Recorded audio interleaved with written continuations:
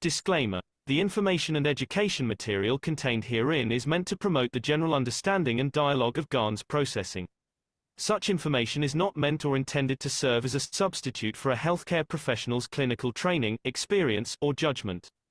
For patients and individuals, such information is not to be a substitute for professional medical, therapeutic, or healthcare advice or counseling. For medical issues or concerns, including decisions about medications and other treatments, readers, viewers, listeners should always consult their physician or, in serious cases, seek immediate assistance from emergency personnel. Prescription information, procedures, and use of medical devices information should be undertaken only by properly trained and certified medical personnel. We specifically disclaim any warranties, express or implied, including implied warranties of merchantability or fitness for a particular purpose. Such information is provided, as is, and is believed to be accurate at the time of its publishing, but it is the viewer's job to evaluate the accuracy of any information found in this presentation. Every case presented is of their own experience, applied by themselves for themselves, and it applies to their case only. Every person experiencing health problems should seek professional medical advice and consult their course of treatment with a doctor. The processes of plasma balancing described herein are a natural process which supports the body but does not replace medical advice or therapies one is already subject to.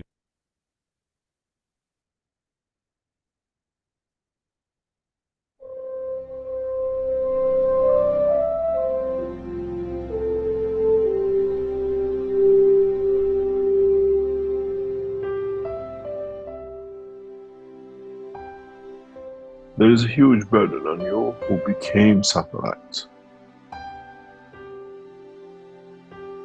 Try to understand that with what happened in Linz this week, and with the first test, we have set a precedence for the whole change of the structure. Your child cries, he doesn't talk, you reach his soul, you understand where the pain is. You have a mentally handicapped child. You want to know how you can bring the change. You reach the soul. Does the physicality matter? Those of you who are beautiful people will come to understand, to see all the members of the family within the one physical structure. We shall see from what we saw this week, end of what I call, or the beginning to an end of the knowledge of what we build and nourish as prisons. We see an end to addiction. We see an end to criminality, and we see an end to kingship. We see the beginning of how we transmute people's soul, elevate them, nourish them, and like a dream you had, return back to them. What we saw this week in Linz, without a doubt, will bring massive changes to many of us. And as a head of the Keshe Foundation, and responsible for setting up the one race planet, as I have agreed before I arrive here, will endeavor to bring that as fast as possible to be applicable, that it brings a positive change. The world is going through a position of mayhem, not knowing uncertainty, and this uncertainty is creating more problems in the coming months and years, and we are here to use it to change the course for peace. We are not standing for elections, we are not standing to interfere with powers. We elevate the soul of the man in a very massive way. Now there are physical systems, and it can be shown, and it will be developed, for all levels of understanding. This process of transmutation of the soul and transmutation of soul of physicality, which is confirmed this week, will bring us many, many changes. Will bring us amazing amount of changes. I hope, as human race, as knowledge seekers, you understand what you have entered into and what you have brought to be, and what is about to come, and how much change it will come and bring for all of us.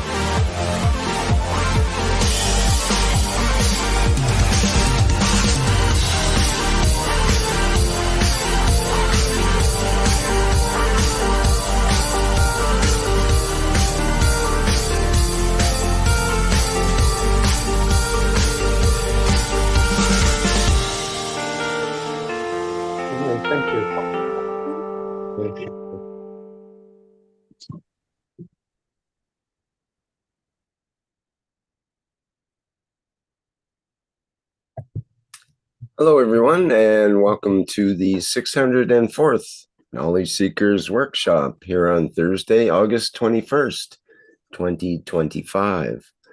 This is a broadcast of the Keshe Foundation, Spaceship Institute, Education Department, and part of the public teachings in English.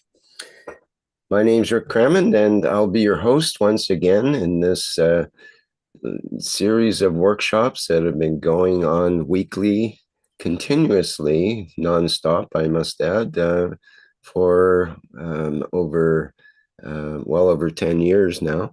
And once again, we are welcoming Mr. Mehran Keshe as our main presenter and teacher today. And please go ahead, Mr. Keshe. Thank you very much. Good morning, good day to you, as usual, whenever and wherever you listen to this series of knowledge seekers from Keshe Foundation Spaceship Institute.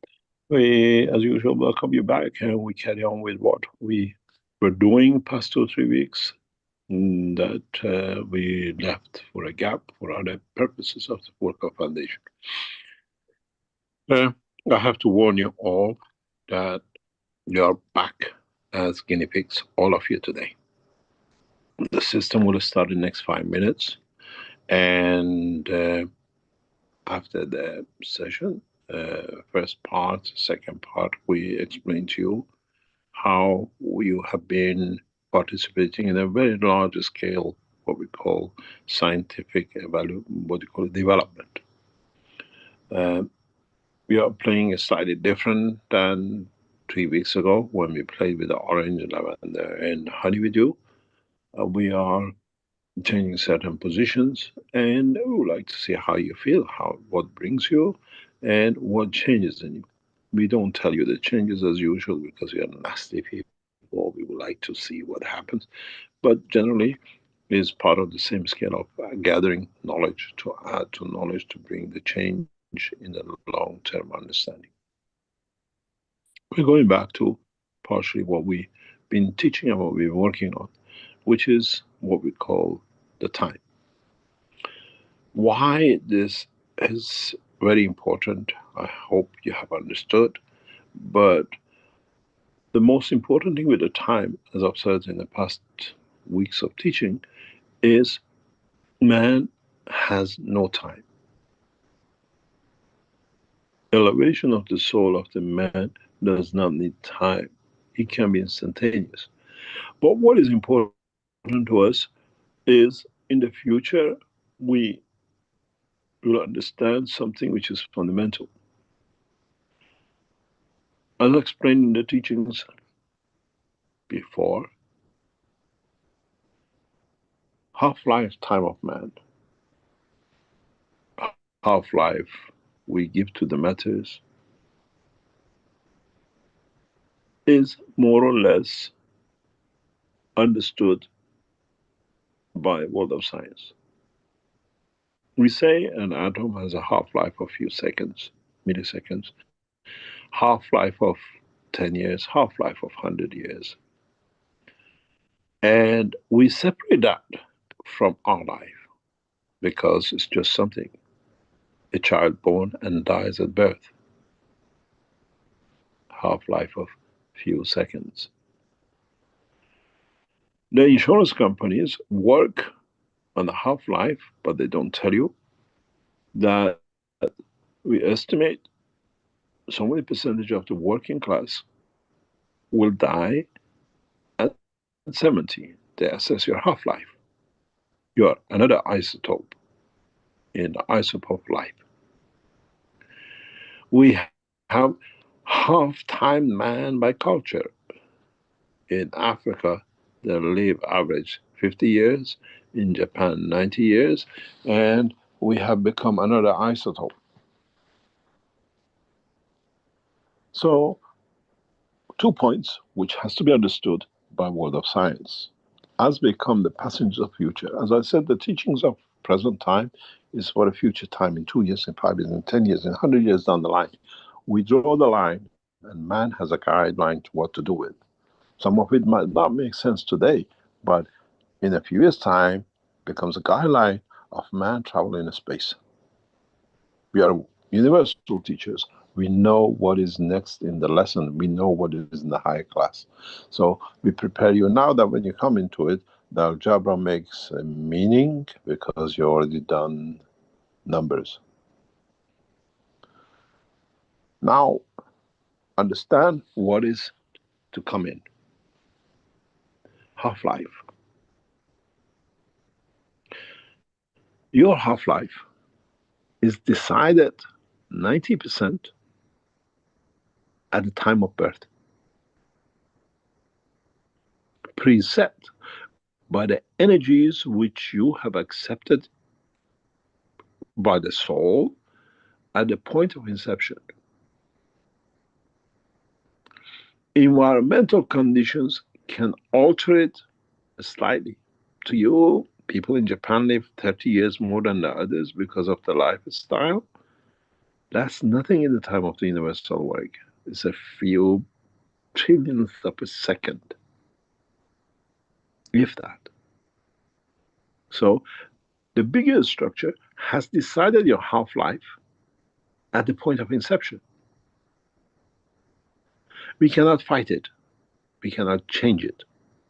All the thing is, we can tweak it with a few milliseconds of the universal, trillionth of a second of the universal time.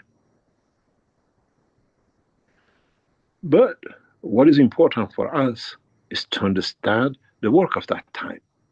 That work of half-life, which dictates our life on this planet. Physical existence. Because once we become passengers of the universe, we tweak this half-life quite drastically. We take it out of the environmental condition of the earth into the condition of the universe. Their half-life is 1,000,000 years of earth. Hell, their half-life of milliseconds of a child born and dies could be tens of thousands of years. That's why we decay so fast. The goal to get to be a position, to be ready for the next cycle. And this is what man has not understood. This is partially where insurance companies work on.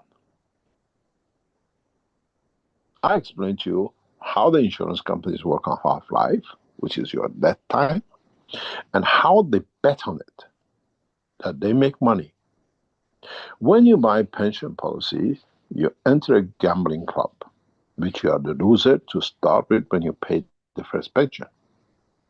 Explain to you why. I tell you this, don't tell me how I know this. You tell me, I'll tell you something, the guy knows something. I used to own an insurance company, which I set up in 1982, 83. And I had to explain this, how insurance companies plan these pension policies. And I start as scientifically looking at it, understood very well.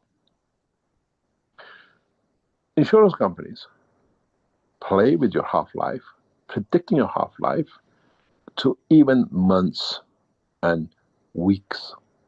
How do they do this? The energy, they play with the energy of your life. They play the time with the psychology of your life. And each country, psychology of life by the government decides the life of the man from the pension days. Governments which create a pleasurable retirement day after 65, we see extension of life. Governments like British government, which works on, you're working, you're a manager, you earn, let's say, £10,000 a month. Now with a pension, you come down to 2,000 if you're lucky a month. They bet on you not being satisfied, losing a lot of privileges, a lot of things you had when you used to work, now you don't do, creating a psychological pressure, change that isotope. Restricted more money, restricted more activities, less being in touch with people because you lost your job and now you don't do, you to be a productive person, creates a change in that isotope time. 7 years from day of retirement is peak of the death of people. It takes 7 years psychologically for people to receive the effect. It's the same when somebody asks me, I have a cancer. I say, when did the cancer started? And then I say, go back 7 years. Did something happen there? They mark it 5 to 7 years. We are there. Insurance companies play with your half-life because the government structure has set your half-life. Why? Self-employed businessmen successful live 9, 10, 20 years more, 80, 90s, and 100. And the people who work for government bet half-life. They ask you your employment, how long you've been in this job when you get a pension. You have a salary, now you have to live with a third of it as a pension. Psychological pressure, 7 years later, you die. Health, better healthcare, all that trickles it a little bit. So, emotion is the trigger of the half-life time of your life. Now, if you understand this, you move to the next step. In a space, we have no shops, no work. We look after you, we pay for you, you have all the food we can give you, and everything else. It's heaven. I want to become an astronaut. If you ask, I've spoken with some of these astronauts, they say, if you look at it the way I talk, it's heaven. We don't have to worry anything. Food is ready, everything is done. We just wake up, we play what we like. Of course. We play a different game. We becoming men of space. Governments cannot pay for us in a space to be pensioned 1,000 years. Then it comes the technology of half-life. Who pays for the physicality and the soul of the man in a space to live that half-life, extended half-life. We work from age of 20 to 60, 65. Government has to pay for 1,000 years of us. It will not work. Billions are becoming. I'm on Mars, Earth has to pay my pension. It doesn't work. It's like we work in England and we go to Australia. British government pays my pension. I enjoy the sun. Doesn't happen. Now you understand when we research on feeding you by fields, giving you energy by fields, giving you medicine by fields. Now you see, we foresee that problem right ahead at the beginning. It's not a game. You live 100 years on Mars, you work 20 years on Earth, you became an astronaut, whatever you immigrated to, who's going to pay for you? Because you change the half-life. First, emotionally, secondly, by condition of the environment. Now you understand why Keshe Foundation does this experiment of today with you. We feed you, see how it changes emotion. Did you taste it? What we tasted, whatever. Because you are guinea pig for your children, your grandchildren who become the space travelers. Sorry, your electricity bill is not paid, switched off, you die on planet Zeus because they cut your supply. Nobody can cut no one's supply. The reason we put these units, which now you're contributing to establish at least 2,000 units of it, is part of that work. Hidden under the banner of systems, coins, and everything else. When we have systems on the day side and you're on the night side somewhere on the planet Zeus, you can't starve. The system is all interconnected. You still get the supply.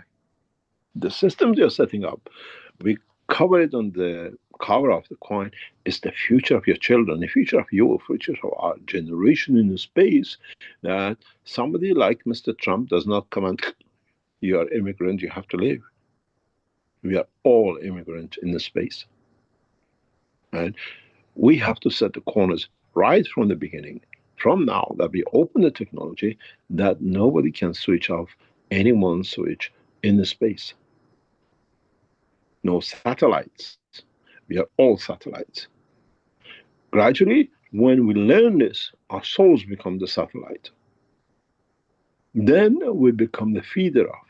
Nobody can cut us off. We live hundreds of thousands of years in space like every other species does. Man dies because of the attraction, connection through the physical food. As we change condition, as we bring the new technologies up, as we are working with the governments to change, to bring that change, man becomes one creature,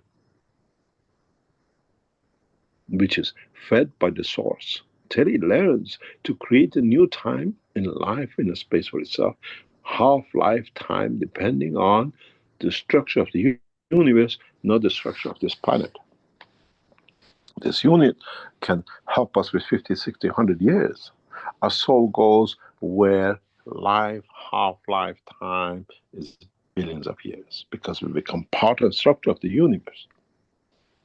Now you understand how a simple teaching of time, a simple setting up of the units which you are trying to help us to establish, is the cornerstone of the future of life of the man, your soul, your grandchildren's soul, and the soul of humanity, which is the energy level. You're too busy with dimensional physicality. You're too busy to get memory to become passengers of the universe, become part of the universal community. Now you understand where half-life comes, where your time comes. In the coming time in the teaching, we explain to you something very, very, very essential. When you become part of the universal community, it's not your genes if it matches. A dog cannot make a child with a cat because the genes don't match. In the universe, if your time matches, is more important than anything else. Because the time is a combination of everything connected to each other. Your place, your position, your possession, your intellect, your enlightenment, your energy and the emotion which created the time. Does the physical time and the energy time match, which creates the sustainability of the life? And that half-life time matches with somebody else of the same strength, that you can create the children of the universe. Now you can see how far ahead we work, because we've been there. We know we made that journey billions of years ago. Man is at the beginning of that change in the physical dimension of understanding, where your souls make that journey anyway. In the space of time, in understanding the process of the creation, man will has no choice but to understand the real working of the universe, not the mechanical system which is created for himself on this planet.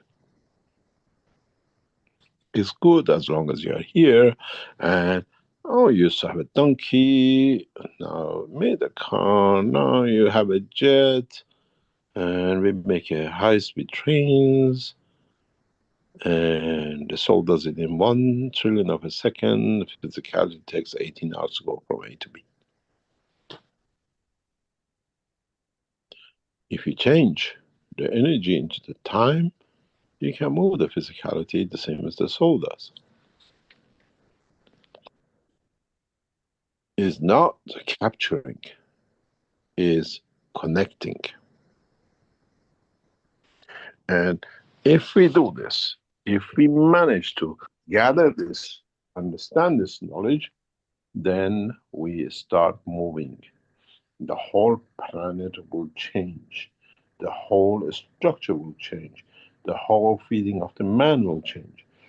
And then we watch what is, what needs to be changed in the dimension of the soul of the man. I made man in the image of myself, but unfortunately man got me the wrong way with my image. And how do we change? How do we bring that change? How do we establish the change for humanity?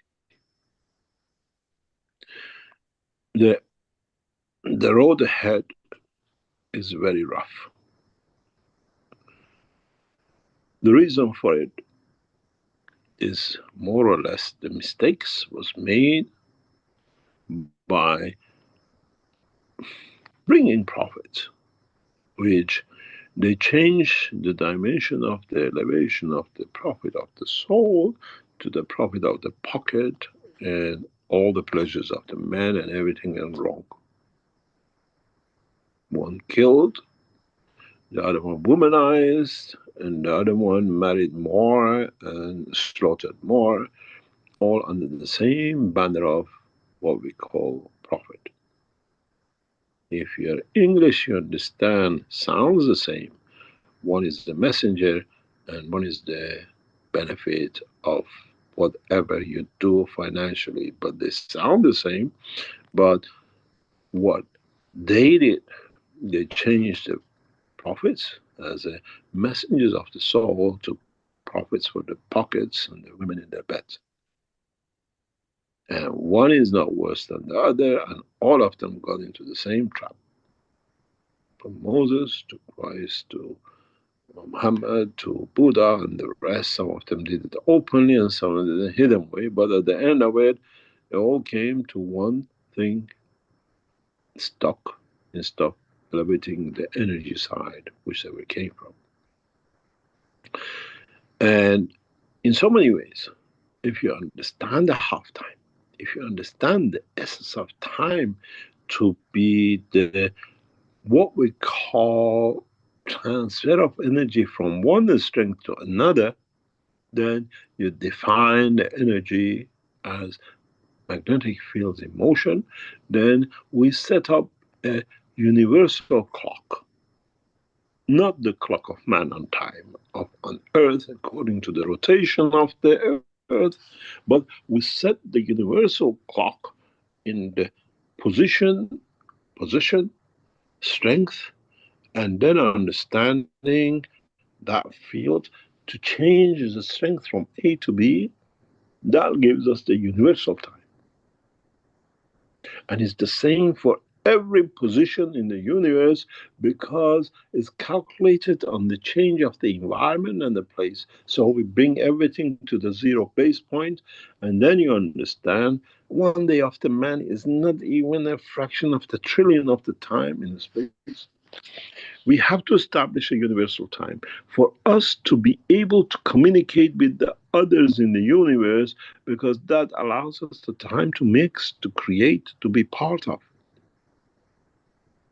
Creating universal time, then the man time on Earth is something which can affect a lot of humanity's way of thinking, because then we realize we don't have much time. It's our time of 100,000 years is just zero, near to zero. In the coming time, we will calculate this time.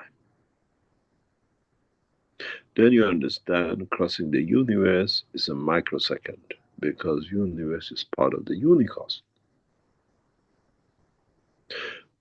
Time, according to the change of strength, is the universal unit for measurement of existence.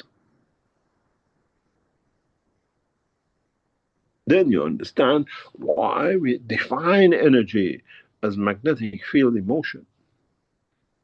Because which part do you take, in what environment, and how you penetrate in the position and the place.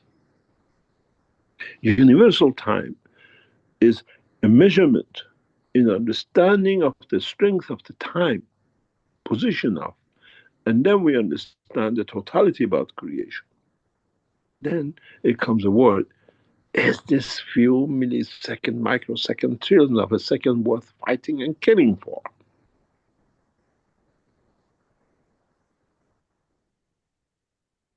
None of the world leaders we've seen, none of the kings, none of the prophets has made a single, even a scratch on the screen of the life of the universe. It's just in their heads.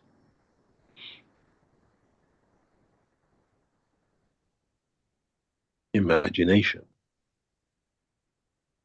due to ignorance, due to greed, through everything else. So now you understand these units which we are putting across and you're supporting us to set up is to bring man that it gives him a lifetime, half-time life on this planet to become closer to the half-lifetime in space, that no insurance companies will ever set a policy, because they understand 7 years calculation by British government is 7,000 years they have to pay. Nobody will issue such a policy. Keshe Foundation does. Because if you go back a couple of years ago, we put these policies for you. The food, if you remember, if you pay 5,000, we give you food for life, because we don't give you box of apples and bottles of honey. You come in like the sessions you're in now. We are feeding you. We want to know what you felt. What are you getting fed? What do you change in the next few weeks that you don't eat? You used to like it, but I don't like it anymore. Did you ask yourself, did you attend the session of the 21st of the Keshe Foundation Knowledge Seekers number 604? Did your habit change from that time? We played with the half-life. Because now you don't feel like it, because you're already receiving it. Mission accomplished. I receive energy of the honey as much as I like, so I don't like it anymore. I change my habit, because unknowingly through the system, you are receiving it. It's embedded in the soul energy conversion. A few years ago, one of our knowledge seekers,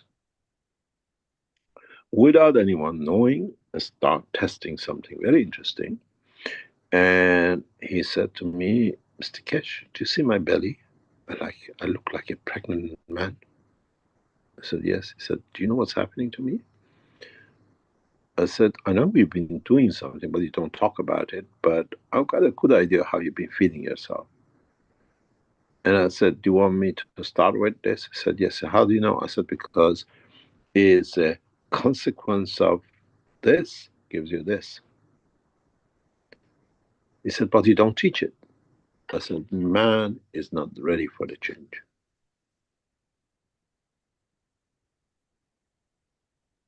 All he had to do, all he was doing, he was just dipping his finger into something every day.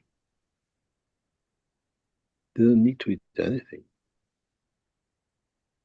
Now, instead of dipping your fingers, we change that into energy that you get all of it. In the next few weeks, we will promote a process that, as a trial, we should be able to do a lot of things that you'll feel the change. We call it the universal pack. Wait for it till it comes. And then you tell us how you feel with the universal packs. I feed you.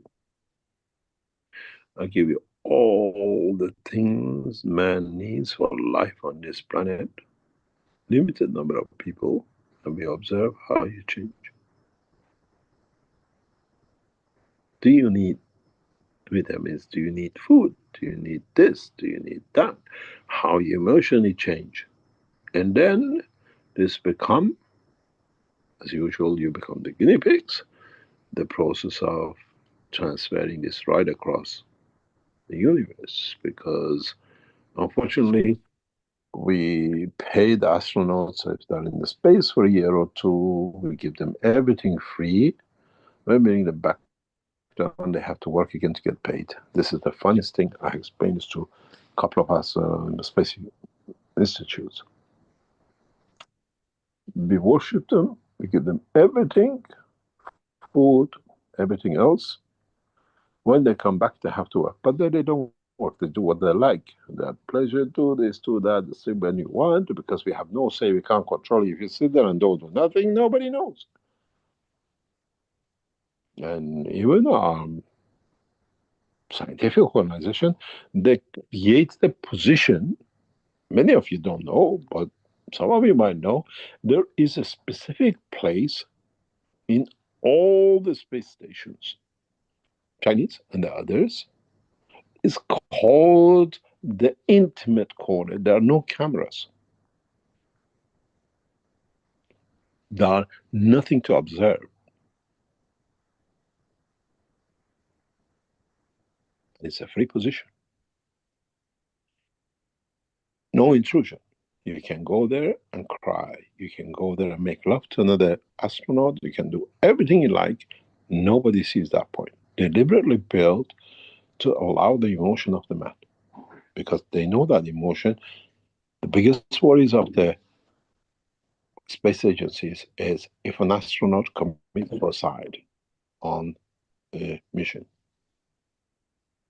This is one of the biggest fear, number one, in space agencies work with these systems. That's why they psychologically control them, is suicide. Natural death happens. If we get a suicide, then the support for a space programs will drop like a rocket. They have created this blind spot, they call it, privacy section to do. And I'm sure many of you know a couple of astronauts, male and female, they found this spot and they used to have a good time. When they came back, one tried to kill the wife of the other to get whatever he had in space. This is the way we have to understand the future of man. To touch the half time through the universal half-time, not in the physical half-lifetime. And this is the problem when we come to space. Those of creatures of the Creator who understood the half-time will have fun with us, because we are like those we see, we say this fish has 1 day life and they die. We are that fish. Unless we understand, we can change the half-life to theirs, that we can last the time of half-life of the natural cycle in the universe as the energies, not in physicality.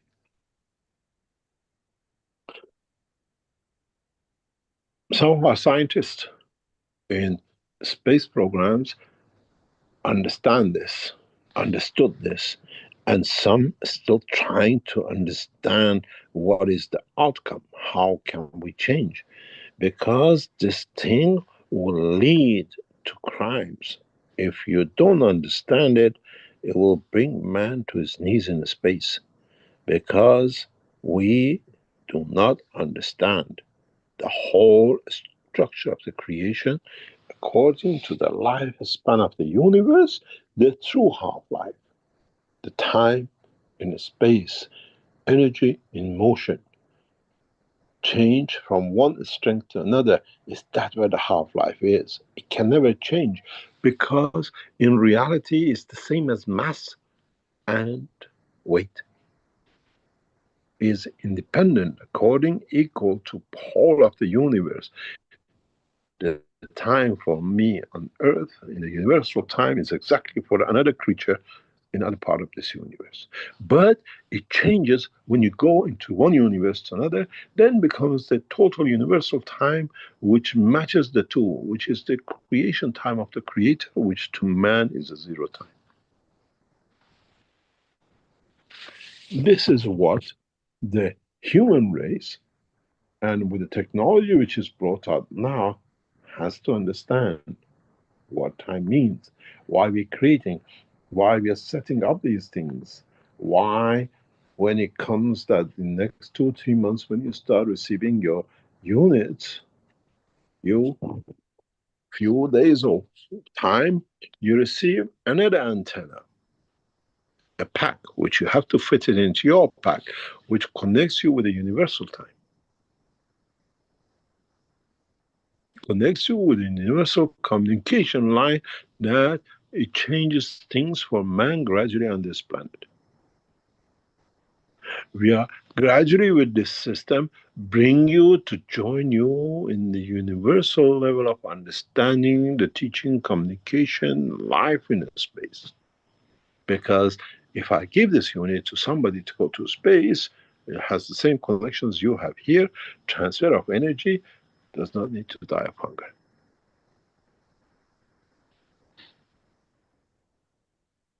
We don't need to pay it. We don't need to create insurance policies, pension policies to bet on when you die. That's what insurance policy, pension policies are. Betting. When you die, that we can collect the bet off the table.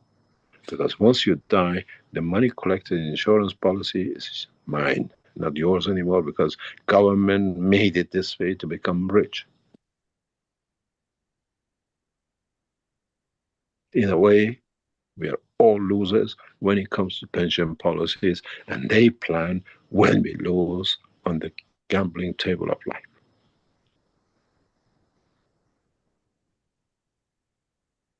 You put as much chip as you like on the table, you think you win, but the cards are already preset, because they know the emotional suffering of losing a job, losing the income compared to what you earn, is a good recipe emotional for your death within 7 years.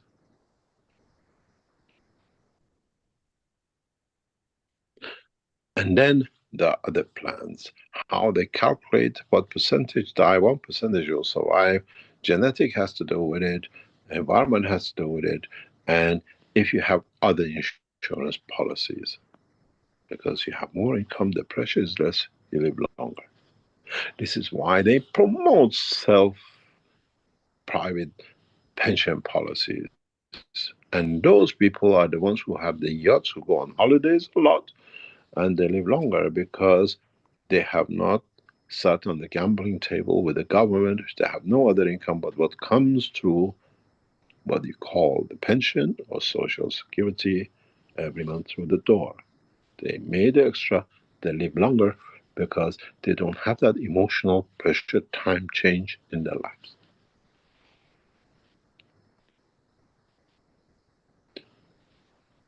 If you understood this, you understand we set to bring a change fundamentally from base up, from the second a child is born to the time when it becomes part of the universal community, is equal from the second of physical birth, from the inception within the womb of the mother. And this is what I told you. We give your governments cash coin for every child because from the point of your birth physical, universal community is responsible for your life, not government responsible for your life, physical life on this planet. It's the story of the Shah of Iran, the father of the Shah, as I said the story before, lined up all the soldiers, from the generals all the way down to the man who's the lowest of the low in the winter, and he made a big ball because the guys at the bottom says we don't get enough, the army is poor, we don't have. Shah stood them up, made a big ball of snowball, and gave it to the general hub on the top. And he said, when you get tired, give it to the other guy when you think it's the right time. Being a general, being so big, he tried to hold it as long as possible. By the time he got to the middle end of the line, there was no snowball because it already melted.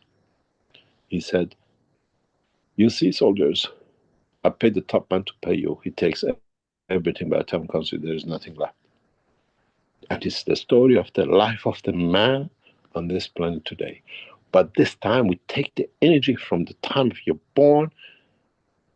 At the moment, the father is worried to make sure there's a food on the table when you're born. There's a pamper to change. There's a clothes. He spent all his time. What you lose is the love of the father to be there to nourish that soul to become a perfect soul. And then we get the mess the man is now in. With what we decided and what's going to happen in the coming time with the coin structure and everything else we set up, we get rid of this.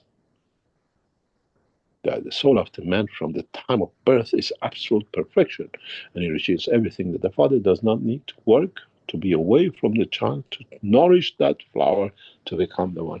Now you see how deep we work and what is set up for humanity to come. We rule by the knowledge of the universe, not by the pen of the man. We see the future of the soul, not the physicality of man today. We go for a break, we come back, and we take any questions that it might arise. Rick, would you like us for a break? Sure. Thank you, Mr. Keshe. Thank you. Okay, we're listening to the 604th Knowledge Seekers Workshop here on Thursday, August 21st.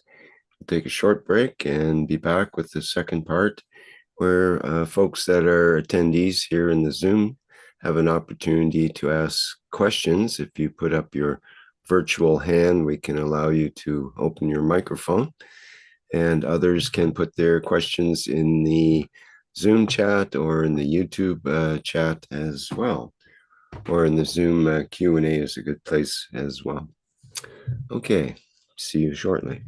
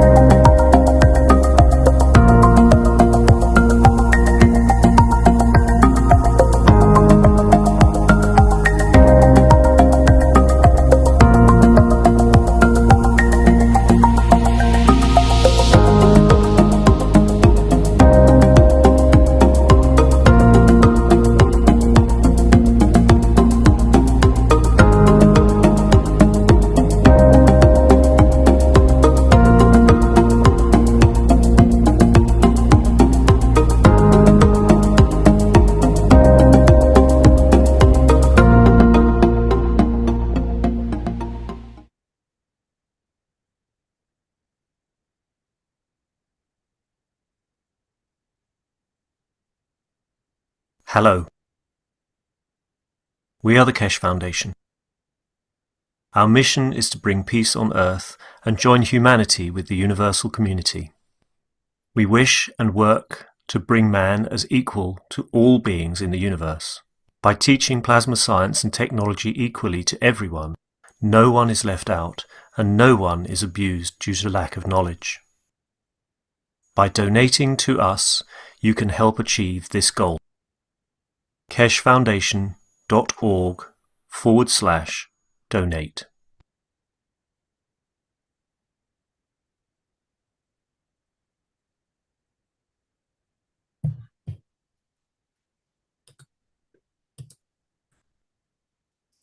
Okay, we're back again at the 604th Knowledge Seekers Workshop and ready to begin the second part. And but before we begin with questions, we have comments from Mr. Keshe. I'm sure he's got some updates and things he'd like to say before we begin. So please go ahead, Mr. Keshe. As usual. Yes, thank you very much. We emphasize on increasing the number of the units, universal communication units we put out, that we can secure that no nation, no government, no person can dictate the position and think they're in position of dictating the future of humanity. In a way, every nation, every culture has an equal say. It has to come from knowledge seekers that it goes back to humanity. And as I said, we only respect things when we pay for it, unfortunately, in the race of the man. And secondly, we have put all resources into bringing these things one step at a time forward. We still have a long way to go, even though many of you working very hard on you purchase many to be given to the others and some you put yourself. We still need a large number of these to be spread. We have not reached the target we are looking for, and we need to. And as I said, there was some misunderstanding with the knowledge seekers. These units will start going out somewhere in September, October, in the batches of like 200, 250, because the 2 parts, 3 parts has to come together to be there. And then as we perfect the system, or if there's any glitches anywhere, in large numbers after October, November, we'll start sending out where we sort out if there's any problem, when it needs anything with that mass. As many of you have supported us, you can even tell us what to do. We received a number of knowledge seekers has bought 1 or 2 for themselves, and they're given 1 or 2 or 5 or 10 to be given to the other knowledge seekers. We receive requests from knowledge seekers, can we have 1 of them? We have units which are investment units, which means the person who's bought it wants to collect the coins as an income for the future. So the system is on you to run, has no return. We have donations which will be given to universities, and the income from it will generate funds for the university for research and development, not wages for what we call professors. Then we have those who want to be given to other knowledge seekers. That is the discretion of the Keshe Foundation.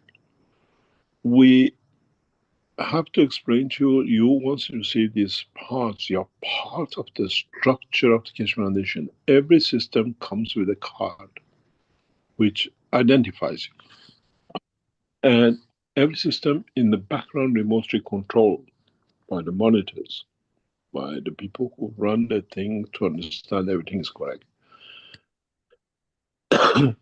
We look at it this way. The data is secure, safe, but everyone has the data. So I don't need to steal the data to give something because I have access to the email, or I have access to the knowledge of the Keshe Foundation, or list of the knowledge seekers on it, because everybody has access to everything according to their need and time. We see this as a bigger structure plan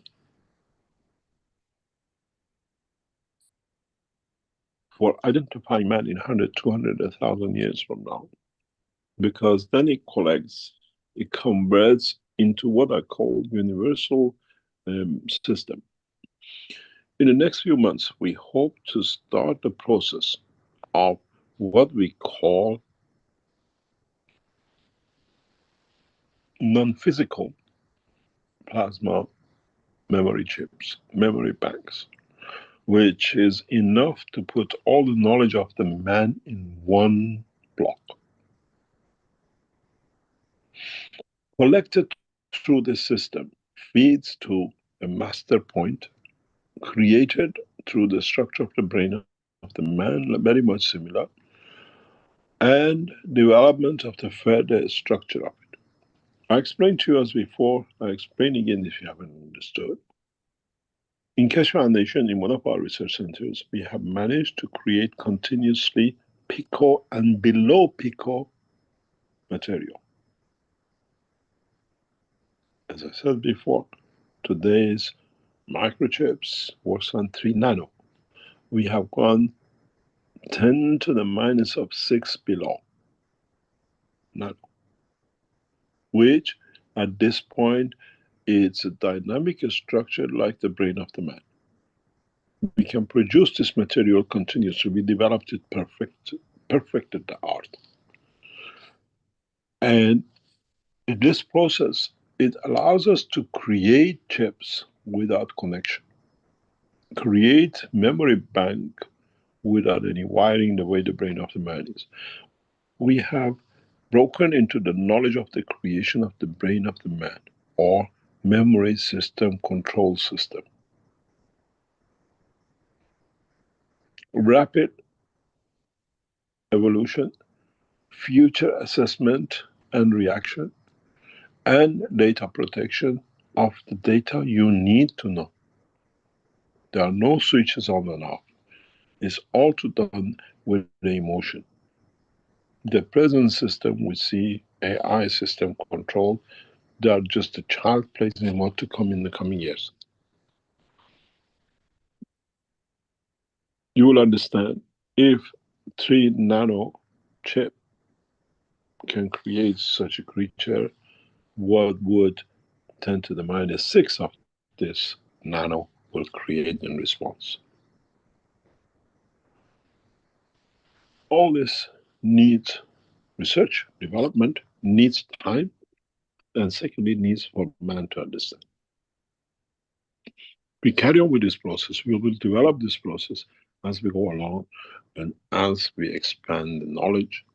And so we try to open your eyes, not to follow blindly, understand what you do will change, will bring the change. We brought the new equipments past 2 or 3 years to test to get to what we do, what we have. And now is next step of the development, and we need a lot of support. We need mass support into developing this technology into its next step, not just by knowledge seekers, but by scientists from around the world, which will initiate very soon in a different dimension and direction. Hopefully, if we receive enough support that we can cover the 2000 by early 2026, will we manage to start the process faster in changing a lot of things in even the structure of governments. I'll explain before, I explain more. As we test the process of the cash coins, and we encourage you to take these units up, we will explain to you a lot of other things that will come with it, which becomes part of the structure of the governing through the emotion and the soul of the man, and governing the physicality of the man with borders. collectively moving in that direction, not structured and decided by Illuminatis or governments or whatever. And then is in the hand of all of us that everyone knows. If you're in cryptocurrency, you understand exactly what it means, but we bring crypto in motion, which means every transaction is recorded, you can trace it back, you can trace back who started, where we can change, and who is doing what in the energy level that we can change.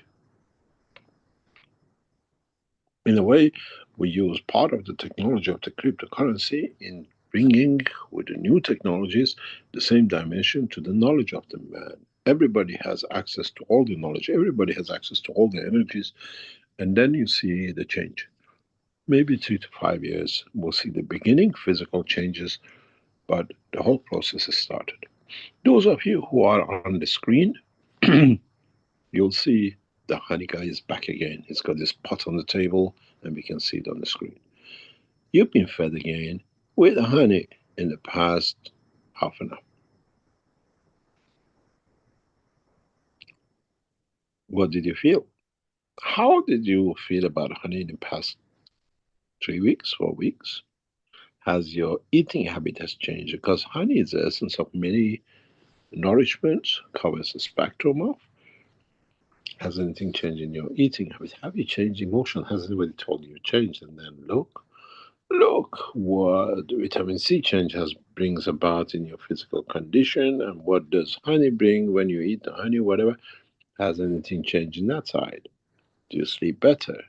Look at the effects of honey, lavender, and what you had as orange juice in what we call vitamin C, which is one of the best antioxidants. Has anything changed?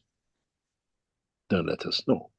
We are playing the same game with you today, and I hope you enjoy the honey pot. We'll let you ask any question you like, and we try not to answer it the correct way, because then we answer everything. Rick, if you would like to start. Okay, thank you, Mr. Keshe. Let me see. We had a question come up in the Keshe Plasma Reactor group yesterday from Gail, who had asked, how can the new Keshe AI system help us to understand the books? Do you have some concept on how that might, how can somebody get a greater understanding of the knowledge through the new AI system? What would the advantages be? There is a way you can use. I was just before coming up for the teaching today, this morning, I was told about the report that the students who have started using AI to answer the questions in the homework and other bits of the work in the universities and schools or whatever, show 47% reduction in their intellect. And what the researchers are worried is that if it goes this way, we'll see the onset of different new diseases like Alzheimer's much earlier, because the brain is not used. So it shuts down. Depends how we use education. If the earlier research shows 47% reduction in the brain usage or logical usage of brain by our children answering, working in universities and schools, you can imagine what damage will do. And so how, I'm sure very soon, will bring restriction on the use of the AI. What you need the AI for, to learn about the Keshe Foundation technology. We have an AI team we set up, they're working, they have some other things going on with them, that they will try to fix this, and AI will become part of this unit which you are all buying, helping us to set up. We'll bring this into operation with AI. Has to be done. to be in time and to be as fast as everybody else. But at the same time, we've seen a new research report which says children, young age, which use AI, they behave intellectually better than the others. But so it depends how we feed it, how our AI team put the technology in, how you connect to share it, to bring it up. A lot of you ordered the head units. The new head units, which is going to be released in the next few months, some of you have bought, in a way should connect to the whole system of intellectual of the AI. You want a question, you have a thought what should be, by putting the headphone, you should receive the answer. It's, oh, I thought about something new. No, darling, you're connected to the intellectual part of the whole knowledge which is put in. In the future, knowledge doesn't come by reading, knowledge doesn't come by teaching. Knowledge comes to us by enlightenment, which means AI has to help us to be enlightened, to create and transfer the knowledge of AI, then a voice and data, to a knowledge of plasma emotion that is matching the soul of the man. And then you see, oh, I found the answer. I just thought of an answer, but sorry, you tapped into Keshe Foundation AI structure with a headphone, you're already in it. And when you do it once or twice, you don't need to use the headphone anymore, because now it's set, it's connected with you. I'll tell you why we do this. Because nowadays we have tested you. Before we open the session and after we open the session, we see how you're all connected, or before we open some sessions, you already have connected. We don't need to open. We have a session of 29th, and it'll be amazing. Half an hour, if you open our machines, the machine's already switched on, you're all in it. Those of you who attended us frequently, the sessions of Monday sessions, the graph on Friday sessions is not the same as what we used to have, that nothing switched off. We don't connect any of our systems. You lot stop putting your headphones and we see you're connecting. Some of you don't even have a system. With the headphones, you come on the phone, you have already connected yourself. It's a big, big difference in how the education of the future will come. And how you get educated, because you will tap into the knowledge in a very free way than us tapping into you.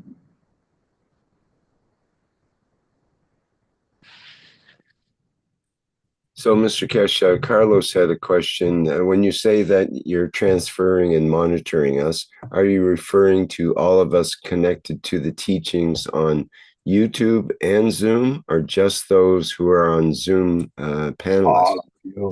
All of you which are connected to the teaching.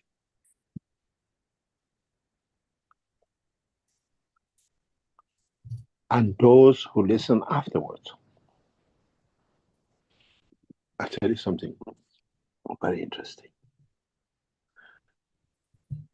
Just as usual, I need time. Let me download, save the image, and then I'll save another image,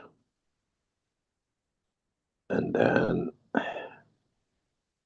very interestingly, I try to show you these two. I have to connect.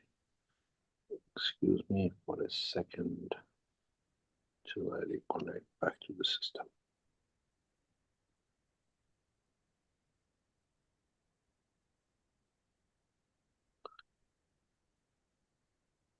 You watch and you see how. Recording in progress. Recording in progress. Recording in progress. Recording in progress. How you lot reacted in past few minutes. Watch this.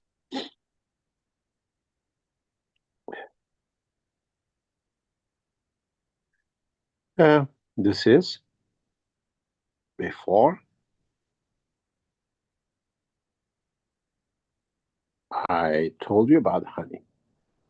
Watch this. That's your normal. Now, our operators have matched the minute I said you lot are connected to honey.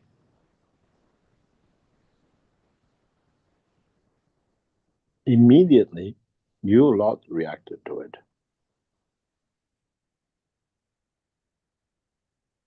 The funniest part, or the interesting part, is this guy.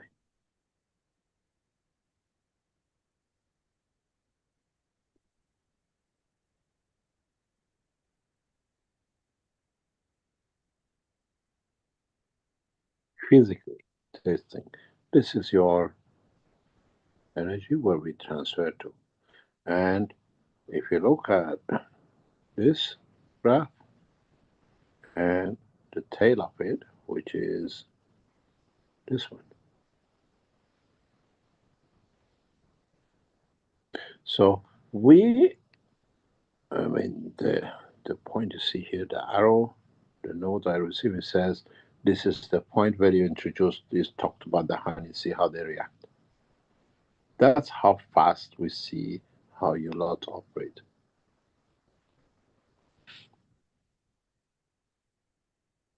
And many of you are connected over years with us this way. I've moved off the image, Rick, if you want to change.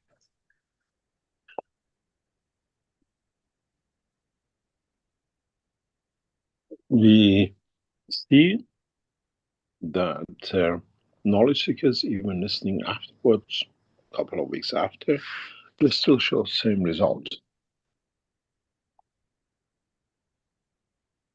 So it's emotion embedded in the voice, embedded in the connection to the system. And yes, you're all connected. If a guy after 2 weeks listens and he gets the same effect, so you lot which are listening live, you're all connected to it by the same way. We put the seed in, and you're all connected through the same energy of the seed, which is the energy information through the soul. Any other question? Well, certainly a lot of information can be encoded in our voices. I read an article recently where AI can detect cancer just from voice recordings from people. In that particular case, it was throat cancer, but I'm thinking, well, in the future, maybe that's all you need to do is talk to AI and it will automatically diagnose you. As any there is a lot of good doctor can. There are a lot of research on the order of the body of the man to detect cancer. Mm-hmm. There are research done on how our aura can tell us about the cancer. And dogs, they use dogs to smell whether you have certain kinds of cancer as well. Yeah. So it's all field detection.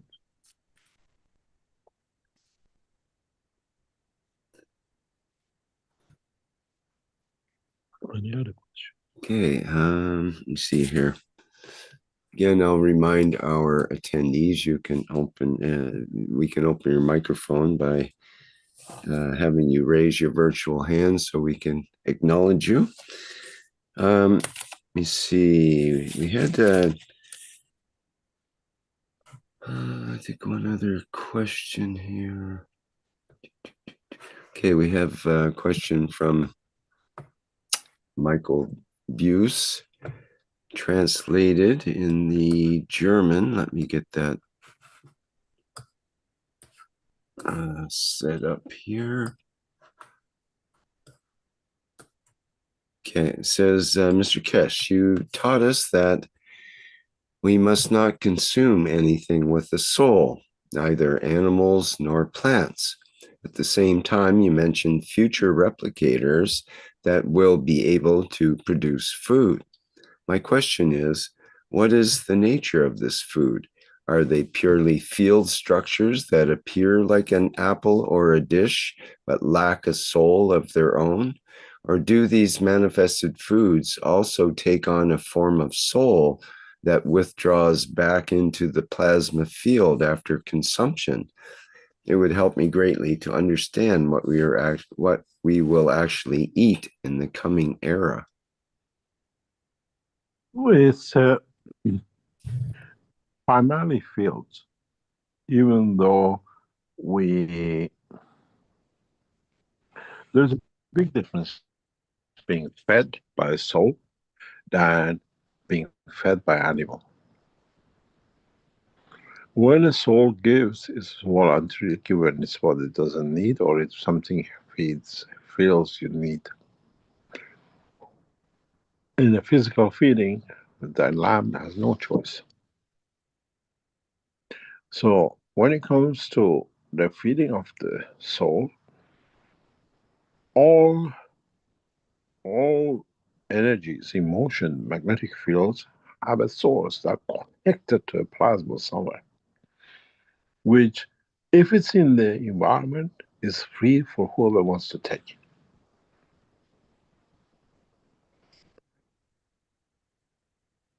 Does not damage the source because the source has already given it. And so if it's the ray or it's a soul, everything is connected. Unless you get packages of interaction of the fields as a rays, which again, somehow they are part of the structure which is already given freely, has no condition attached to it, does not destroy another structure for it. This is what we call the radiation of cosmic rays. This is something which world of science never talks about because never understood. But in a way, we have rays, and then we have the radiation of the rays, which comes from the interaction of the rays with another ray. I speak a lot about it, but in the world of science, we don't have such a definition as such about this. We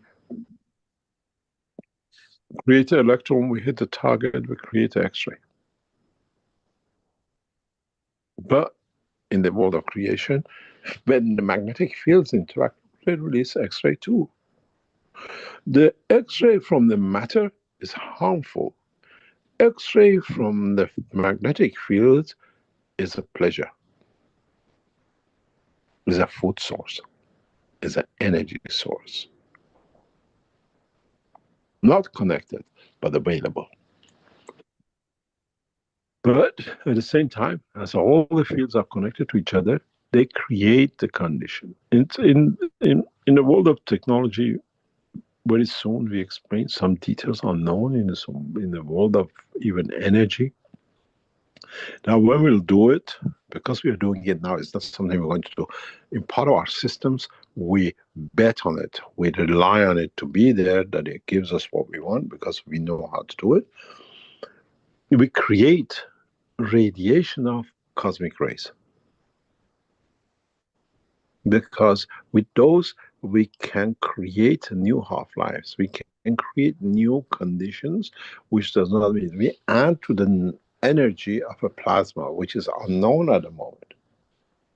At the moment, if you look at the CERN and everything else, they feed a lot of magnetic field, compress to create fusion, they call it, or whatever they do with the plasma. But with a cosmic radiation, you actually elevate. You give that freedom. And this is part of the process will come. You get energy partially from the plasma because it's given out for it to be. The more you give, the more you get, the more you spray the radiation, your field out, the more it's there to catch from you. And then when you're locked in, you have another way to give. This is what, if you understand the model, what I've used for years, what it is. And then you get partially from the radiation of the rays, cosmic ray radiation. And this is what the world of science has to understand, and when you understand, it brings new changes. Even feeding the man, which is the difference. You don't need to kill. Fields are there free because it's given out already. You cannot steal what is a gift because it's already given. And then in that interaction, you have the radiation of the cosmic rays, which is a free. If it matches you, it's yours to take and to use, but you cannot eat to become too fat. So you take what you need from it. Any other questions? Okay, thank you. Let's see here. Okay, we have a question. Next question there, Q&A from Jefferson. It says, my name is Jefferson Modesto. I'm from Brazil. Thank you very much for joining us. When you showed us the transfer cup, we saw that the energy and flavor of an orange were transferred to the water through the plasma fields of the 4 basic ganses and their respective amino acids interacting with the orange's fields. My question is, through some process analogous to this, would it be possible for a soul to receive life knowledge from other souls? For example, if I wanted to be a virtuoso musician or pianist like Mozart, Beethoven, Chopin, or Bach, could that knowledge be transferred to my soul using plasma technology? Thank you very much, Mr. Keshe. Yes, but doesn't mean that you can play it because your fingers are not made to do it. Or you have arthritis, you cannot move the finger. But on the other hand, as we've seen, the energies come from the soul can give you even the talent to play a music or instrument which you never played before, like the masters. Because you move with the dimension of the energy of the soul. This, I say, for example, you heard many times I tell you that you rest your arm, your leg for 1 day without moving it. You rest your body for a week. When you try to move, you can see the tear, the pressure, and the damage. And then you try to move a muscle which hasn't moved for months or years. Impossible. Physiotherapy. And then they have to get you to walking and the rest. You've seen it with Naomi. After a month, just by transfer of energy to the soul, she moves freely. Like a puppet on the string, as I said at the time. We've seen it with people who have had physical problem to move. Last year, in research monitored by one of the leading companies in the world, they chose a number of people on the clinical trial with the Keshe Foundation for trial. And one person, elderly, 82 years old, could not sit or stand up. She was bent, and there was we've seen this in 2007-8 in the case, very similar to but much worse. After 3-4 weeks, using the technology hidden under the things because man needs to do, she can stand up, she can walk, she can sit. She couldn't even crouch to go to the toilet. Now she can sit all the way down, stand up and everything. Man who could not walked in with a stick walking, after 3-4 weeks runs. It's all videoed. We cover it on the conversion of the energy, but in a physical world, to get a woman to do this with a physical, what do you call it, physiotherapy and everything, it's impossible. And secondly, it takes months to move this because the muscles tear. When you deal with a recuperation, learning through the soul, physicality goes with it. Physicality does not count anymore. The tearing of the muscle tissue doesn't, because even the soul of the strings, the muscle cells,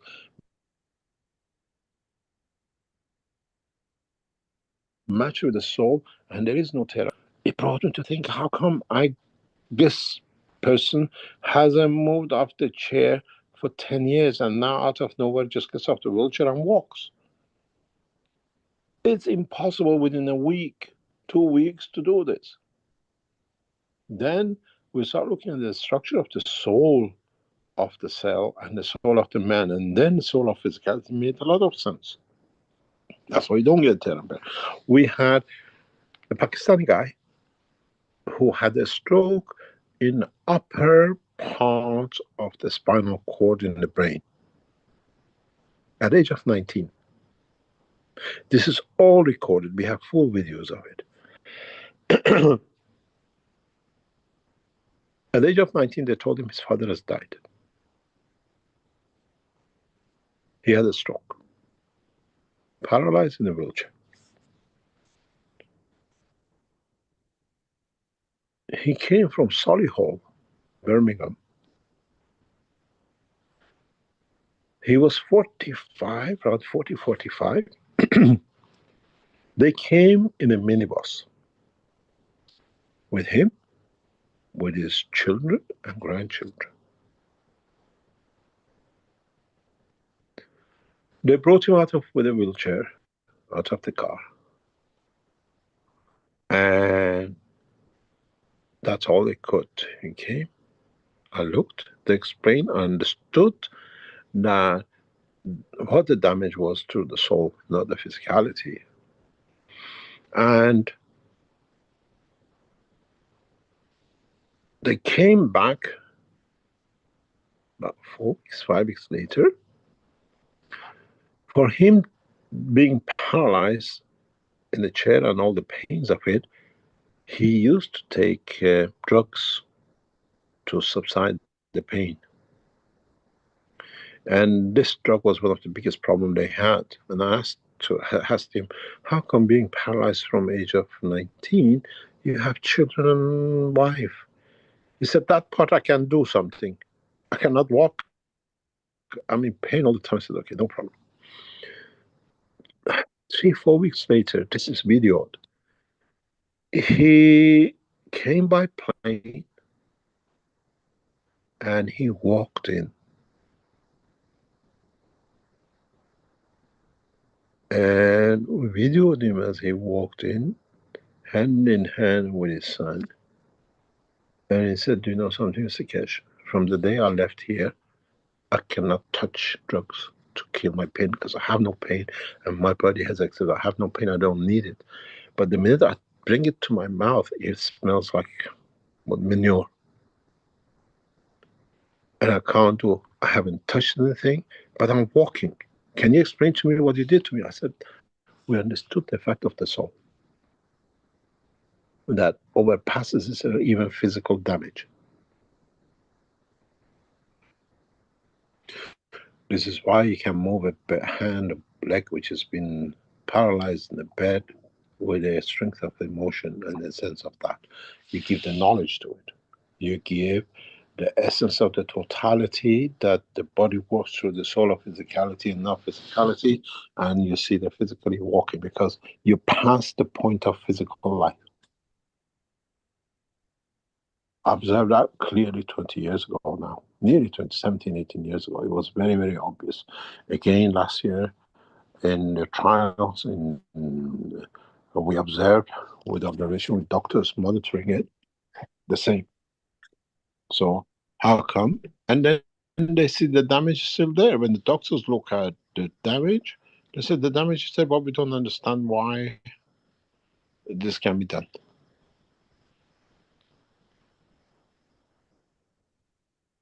So yes, you can gain everything through the soul, even physical motion. And this is the beauty of it. Essence of the physical motion, even the joy you can transfer through soul.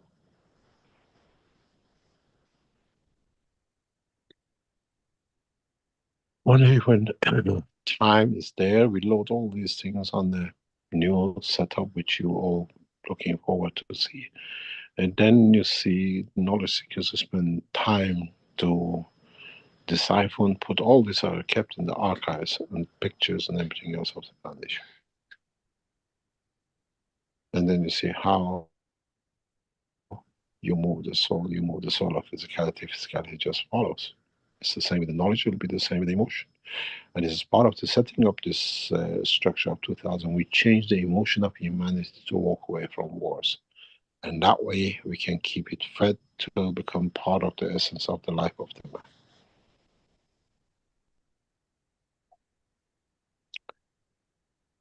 There is a movie, it brings a lot of sense in what man dreams about.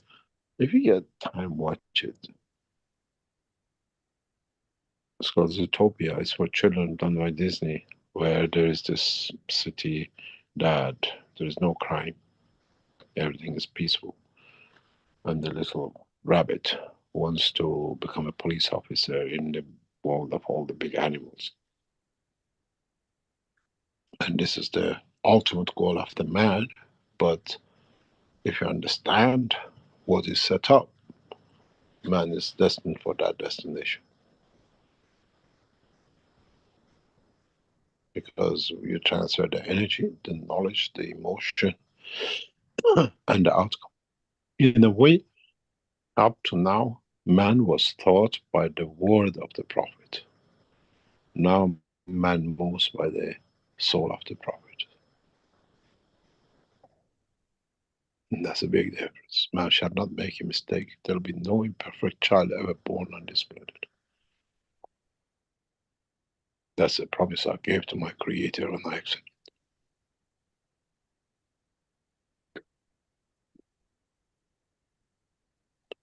Any other question?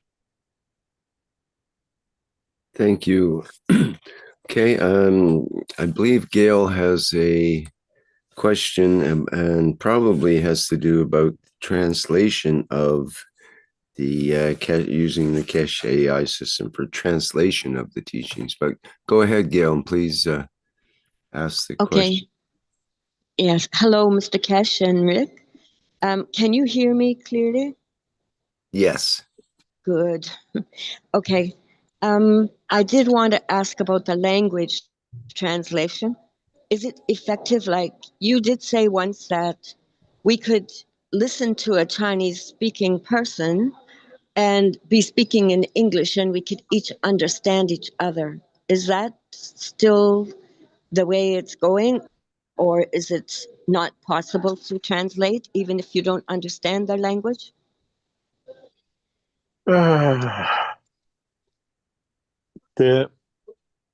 There's a voice of the language, there's an emotion of the language. Yes. And it translates to the emotion of the language. That's what it's going to be. It's not going to be a voice in your head that is saying, well, you can cuckoo. You understand? Yes. We understand the emotion of the language. And when you travel like as in much the as I do, when you travel as much as I do, I travel some 80 plus countries and nations around the world in my lifetime, you realize you can't speak that language. You can't learn every language, it's impossible. But if you're an observer, you can see their emotion and you can feel their soul. And you build the habit without the speaking language to understand what's going on roughly. And you know if they're cheating you or they mean something else than what they're speaking. Yeah. We have access to that knowledge already, but it needs to be what do you call it, trained. And at the moment we still get 40%, 50% wrong, but the 40-50% you get right, there's no need translation because it comes from emotion. Okay. Yeah. Thank you. You're welcome. And I have another question, but it's from last week. The Knowledge Seekers Workshop 603. We talked about reversing genetic modification in wheat seeds. All the knowledge seekers, I guess it was 2008 or so, received the same seeds, same kinds of worldwide. They were all genetically modified. And a Belgian agricultural scientist used a method to reverse the genetic modification. And it ended up having about 15 stalks of grass. So about 10, okay, does that around 10. Yeah. 10. Okay. And does that mean that we were able to absorb the energies of that kind of grass, and that we kind of made it weak and destroyed the value of it for us in energy by modification, hybridization, everything? So did we ruin it and we were unable to absorb the energies like energy itself? Or has the earth always been unable to support us, like 20% from the earth and 80 from the universe? Is it, have we ruined it? No, we haven't ruined it. You see, when we talk about going back genetically, a few thousand years or whatever, at that time, man was here and he could use other things to guarantee the 20%. Okay. So what we've done, or what we see it done, because you have to understand the science behind it. I was explaining this very recently to a couple of knowledge seekers, and I was in a agricultural meeting with some top agricultural organizations, and I was explaining this to the knowledge seekers past 2 or 3 weeks, very recently. We, for example, data available is that in China, the wheat has 12 to what they call 12% of protein in it. Yeah. For harvest.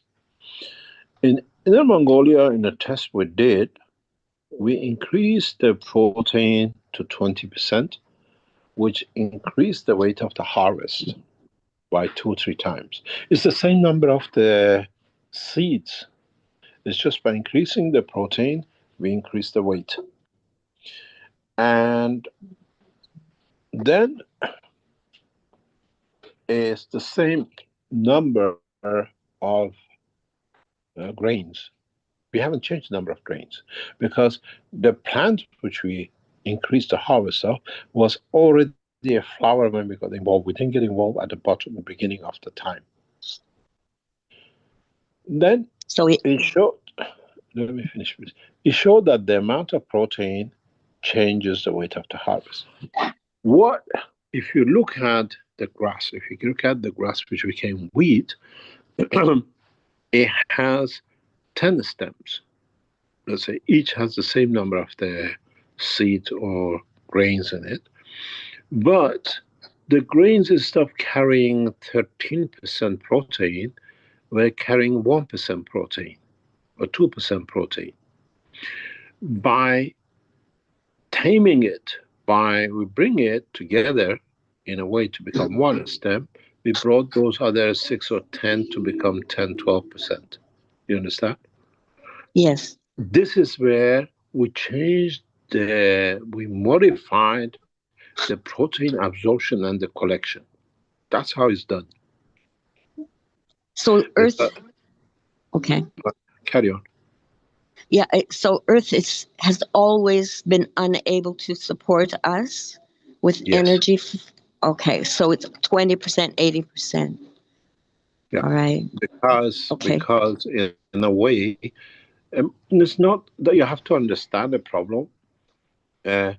Would the man need more to eat if he go on moon where there's no atmosphere, where the edge of the physical dimension of the moon is the balance between the magnetical and gravitational? That's where the boundaries is set.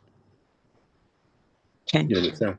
So would we on the surface of the moon consume more physical energy, or more energy from the universe that we go 5 to 95%?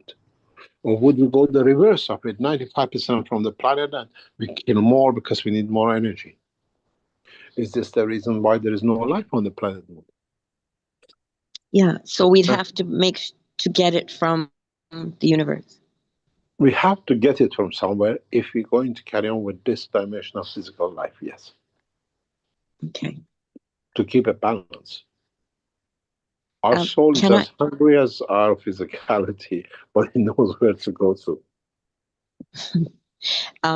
And I have one more part to your pictures of us. Okay, you did a video of us when you were giving a workshop while we're all receiving energy.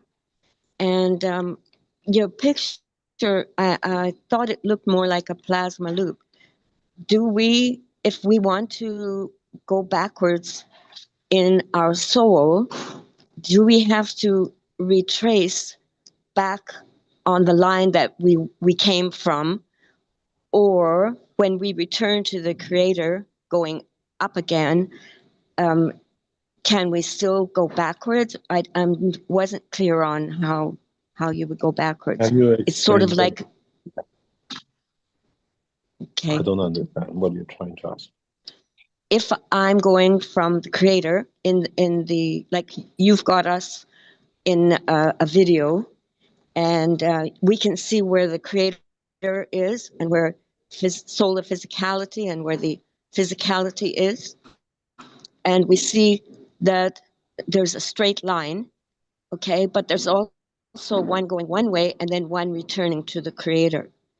If we want to reverse our soul and go back to maybe where the problems started and try to fix it from there, or try to find out how we started, do we have, is it like a loop? We come out, I mean, the Creator, yeah, from the Creator we come out and then we go back on a return line, not the same line. But if I want to go backwards, I'd actually have to reverse where I came from in the first place. No. Okay. No. You came from the, what we call magnetical, and you go back on the gravitational. Always. Okay, so it's what goes back. So we would have to choose where we're going back to. Let me put it this way. Well, this is the way of this. It's nice what you brought up. Something I kept away for a long time. Maybe we can put a foot in it and then open it up later on in years to come. Okay. We call it heaven and hell. And the biggest fear of the man is hell, when he thinks the heaven is perfect.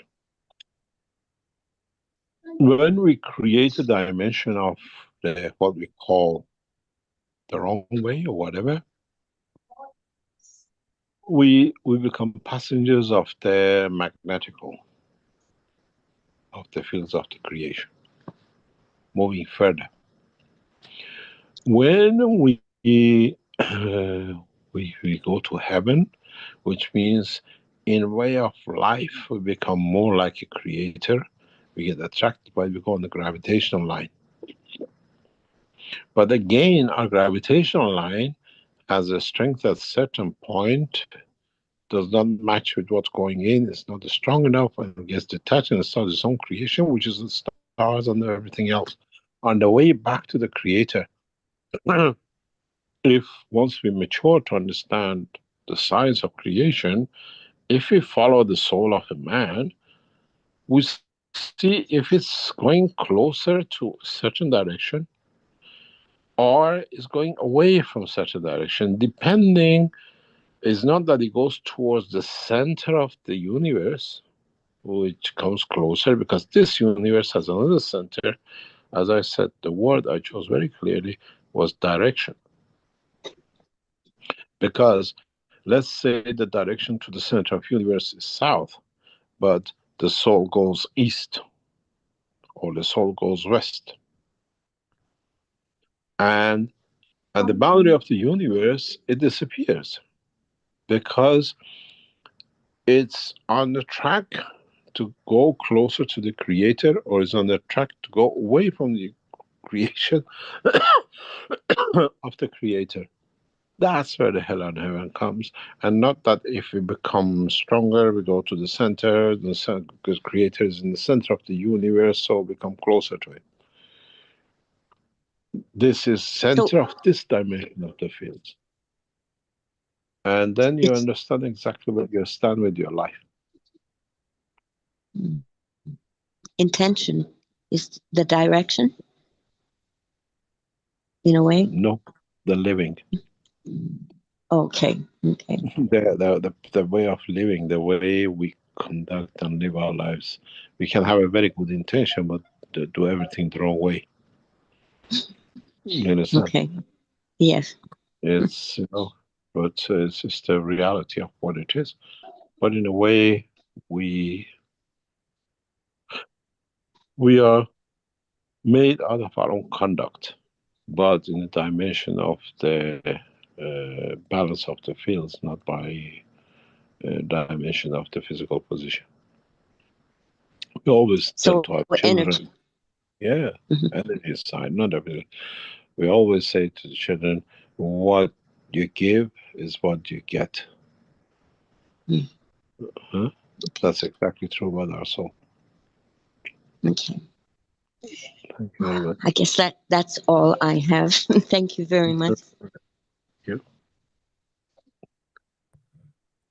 Well, thank you, Gil. That was good that you spoke up there after I kind of messed up your question to start with. I saved you from talking. Thank you. Those of you who are on the screen, you see the screen. We have passed the honey to lavender, and your lot are getting fed by orange. This time we don't let you guess because you already know if there was two, there must be a third one the same.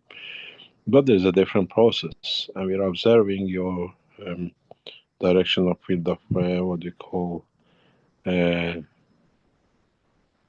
behavior of the soul, in a way you call it central energy. It's very interesting what we see in the background.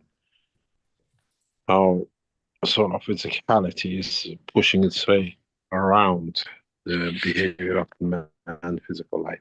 It's very interesting what we see what's coming up. Any other question? Okay, we did have we have a couple of hands up here. We have a quick question from the Italian translated. Just a second, when I figure out where I am here. The question is it possible to upload software or the AI system that you're talking about to existing and functioning, but perhaps almost obsolete machines, strictly for web use? No other systems. No, do not connect the systems to anything. These are not computers for your work. But I think the question is, can they upload the same software to existing systems? No, no, computer or whatever. Yeah. No. Okay. No. Can't join. First of all, we control how you're connected and who is connected. Because secondly, the connection with this system is that you receive a part which you connect, which we will control that part too. And no, you cannot connect it, unfortunately, because this is the reason that every, what we call, if you're familiar to it, not every point is monitored and is controlled. So if the system is not what we gave it, the structure which you put in it, we just disconnect it. It's not there. Okay, we have a couple of hands up here. Marinez, would you like to go first? Then we have Carl as well. Oh, I'm going to get some information sent back to me. Hi, Mehran, how are you? Thank you very much, sir. Thank you for teaching and everything. And I had a question about the last workshop. You said, I understood you said when amino acid and matter create body of a being and then attract soul, or the soul comes first and creates the body around. And when can we call a fetus has a soul and consider as a man? Please. I don't understand what you're trying to ask. When can we call a fetus with the soul of a man? The baby in the womb of the mother. Now that we have this knowledge, and I'm sure with the knowledge will come in the future, scientists will develop a machine that the way we are doing, that's what you see, but more advanced system of this. Like when you go and they put ultrasonic on the belly of the mother and they say there is a baby inside you, this is the leg, this is the arm. In a very near future, this is something which I'm sure Keshe Foundation will promote for its research development very, very fast, because there's harder application is systems that measure, not measure, but confirm is the right word for it, when a fetus is a living single soul or a still collection of souls, when the life is complete and you cannot do. At the moment they say you 5 weeks, 10 weeks, systems will develop the way we see now, which should be very easy to do, very like a sonographic. There we can see and say, this is the point, pinpoint accuracy that there is a soul. And this is a being.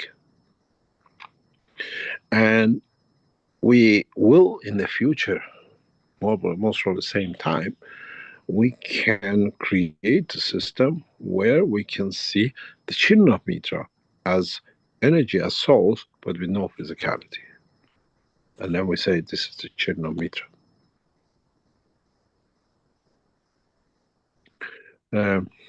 Let me show you, if I can find one of the recent pictures, what it means. We have a vast collection of information. Mehnaz, you don't know what you do, we're just seeing the picture when you start talking and how you change the graph. Let me see. Azra. I show you if I can find within the archive where we can see a soul on its own. Huge.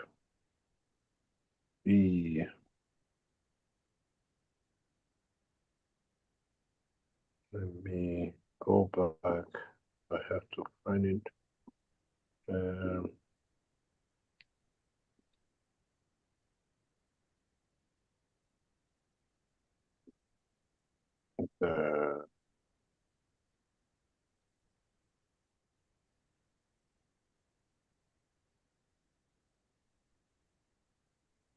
I have a very good picture for this somewhere.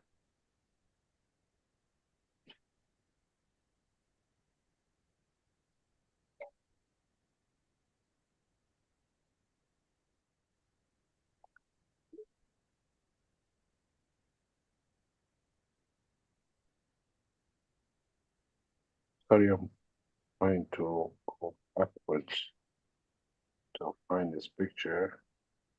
In the future, The scientists who do this develop systems which, what I show you, will be done automatic.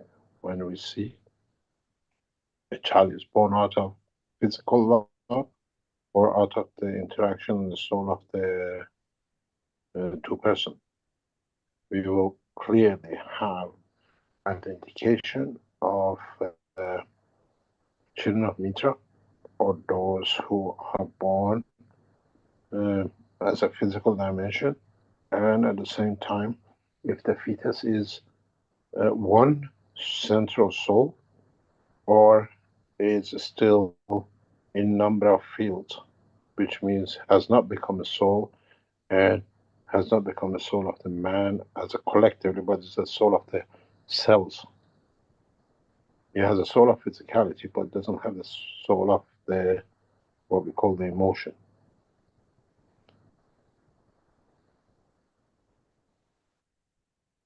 I'm looking for a picture which is very clear. Then I can explain it very easy. When you want it, you don't see it. When you don't want it, it's all over the place.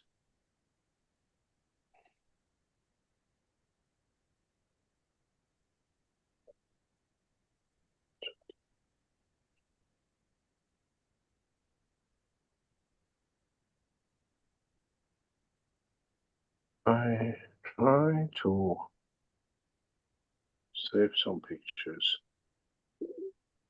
and show you what these pictures are. Then you understand this. I think we have one somewhere up here. I can add it, then you see it.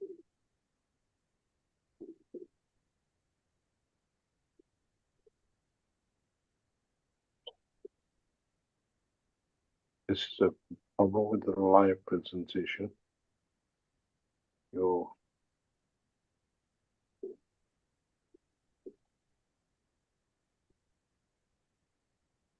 have to wait till I find what I want.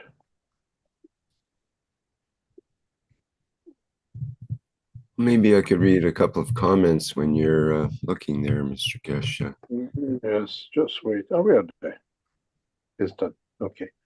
Sorry, I might make some noise. Trying to come back to the webinar. Just give me a chance. Done. Join.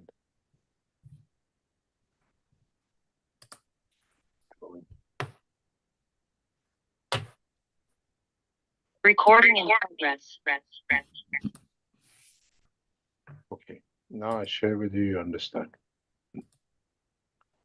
Photos. Done. The first picture. This is more or less, if you look at the picture here, this part, we see the soul of physicality. There's not much physicality, not much soul. This is one of the sessions. Now we look at the other one. You see the soul of physicality is spreading, opening up. Then you see the soul of physicality. At this stage, fetus, if you call it, is not existing soul. This is still collection of the fields of the cells. You see partially here, if I call it, some physical activities, creation of physicality. But more or less, this is what happens to the whole condition. Now you see very clearly, the soul of physicality has taken a shape and is creating a physical and connecting to the soul. And if you take this off, you see here, this position is becoming creation of the soul. And you've seen another one pictures, which is very bright here, if you remember last time. When this is created, life is sacrosanct. You cannot abort. Then when you have a picture like this, then society and doctors will make a decision, because life is not created yet. This is like the soul of Mitra. The soul is there, but has no dimension of what you call the conformation of the one single soul or one single physicality. Is there as a soul waiting to create. This is very much like a chain of Mitra. And then if you monitor step by step, you will see the creation of physicality and life. And then when you see the creation of the soul, life is complete. The existence of the soul is complete. And this is a physical being.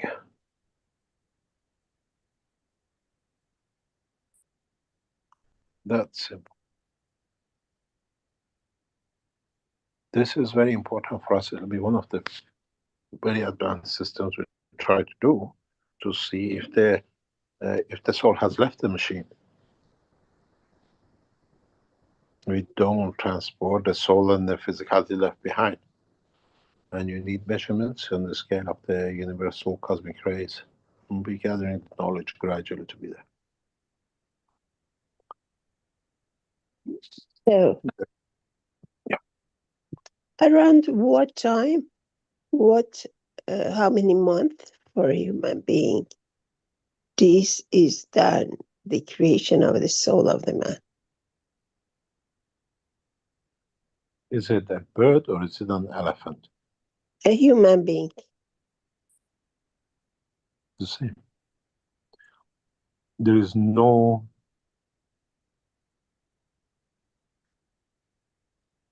fixed time and place. 10 weeks, 12 weeks, 5 weeks. All depends on the maturity of the mother and the womb.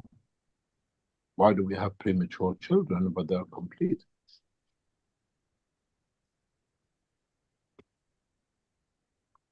Would changing the environment of the womb allows a child to be born in 9 weeks and 9 months?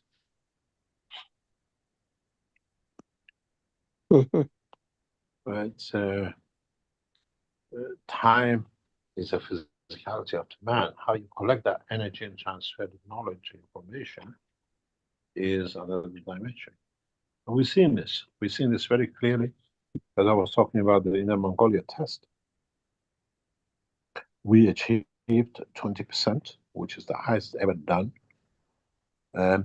independently confirmed by laboratories. But what we saw, the other part of the test, which was the natural growth they were doing, our harvest was early by about, I think, 2 weeks, if I remember correctly. It wasn't just that we increased the harvest, but we were ready. The seeds matured 2 weeks, I think, ahead of the other side of the field, which the test was done. The same seeds, 100 meter long, 1/3 was left with the present they were doing, and this side was what we're doing with a gap of 30 meters in between. And we were 2 weeks faster. And this 2 week faster harvest, which the harvest was ready to harvest, created a mayhem for us. Because the animals are aware of when the harvest is ready. And the farmers were going crazy with us to test trial, because they'd never seen so much bird. They were all eating. They were coming because the harvest was ready when nobody was picking, because the instruction was you harvest the same time. And even after the birds eating for 2 weeks at it, whatever, we still 2 or 3 times more harvest. Imagine what would have happened if the birds would have been eaten. We are about 4 to 5 times more. Because we were getting calls from the agricultural center that what's going on, there's so much, they never seen so much better on the harvest and it's damaging the harvest. And I said, okay, after the harvest, we still 2 or 3 times more. Imagine if the birds haven't eaten it. They didn't touch the ones which wasn't ready. They were eating from the harvest we completed. So going by the same principle, if we change the environment of the womb of the mother, would we need 9 months pregnancy or we can complete in 9 weeks?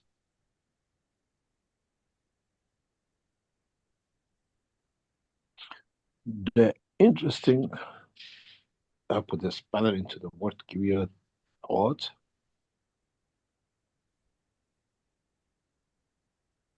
Would we be able to create test tube of solar meters than test tube from egg and sperm? And how those souls will come to be? This is not a theory. This is a reality which man will face in space when we fall with a field emotion of another creature, which physically touching can be demise for the other, but loving does not need touch. How do we grow the children of the law of the universe? Universal test tubes through the emotion without any physicality. This will come to man much, much faster than you think. And man has to find a solution for it, to understand it, and worst of all, to accept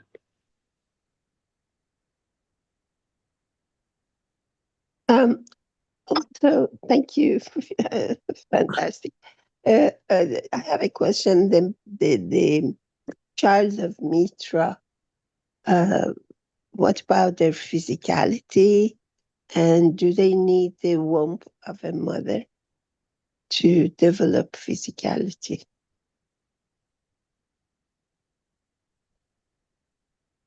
Their physicality is decided by their own soul. Mm-hmm. They decide in what dimension and how they want to be created. And because of that, they can mutate.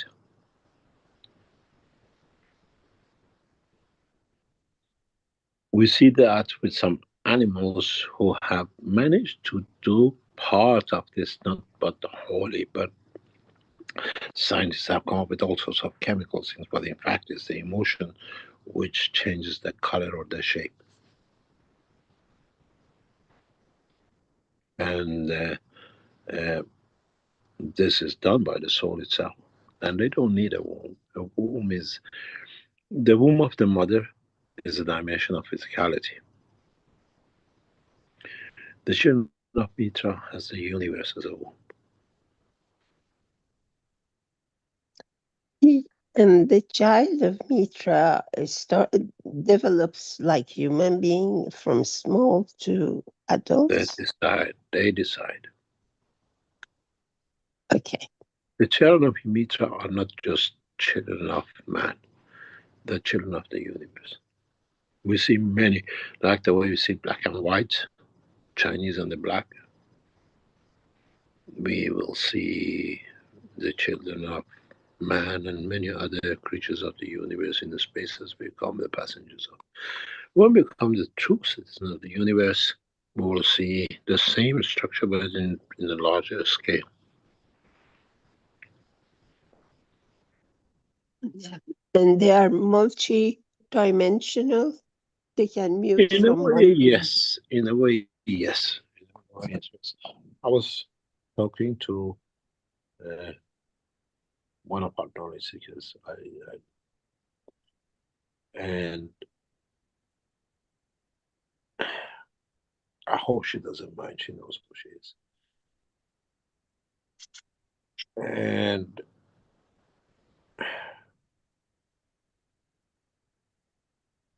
she was talking about the names of the God and attributes of God and whatever. They say it's 99. I said, in Quran it says 99 names and attributes of the Creator.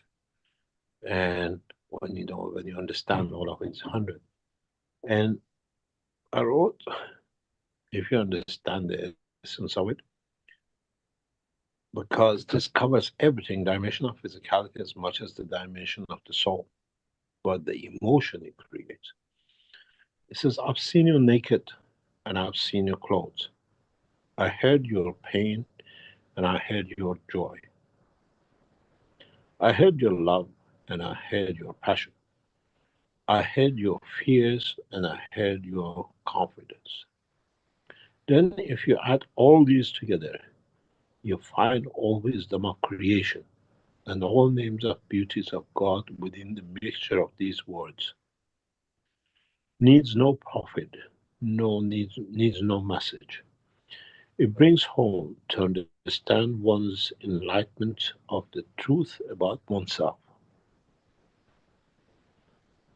In a way, between the dimension of the physicality and the dimension of the emotion of the love, which is the beauty of the Creator, and the fears of the existence, we understand the dimension of the physicality and the dimension of the Creator and how His beauty is boundless.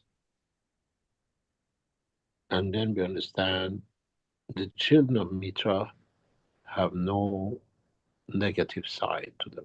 They have no fear because they cannot lose.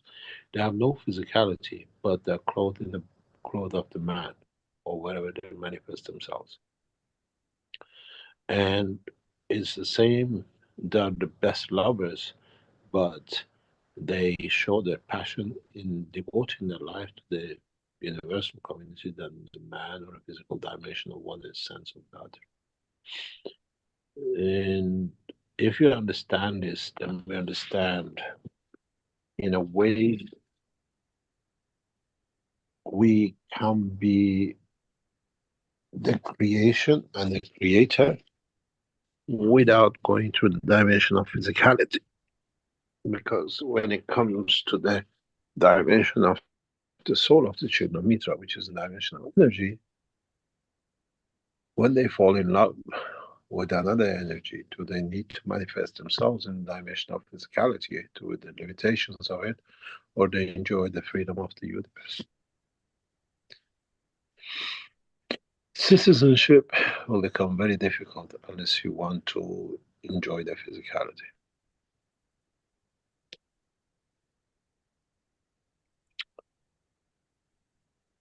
I hope we answered you. Thank you very much. I need to listen to it again, and it was too much education. Thank you very much. Completely. Thank you very much. Thank you. God bless you.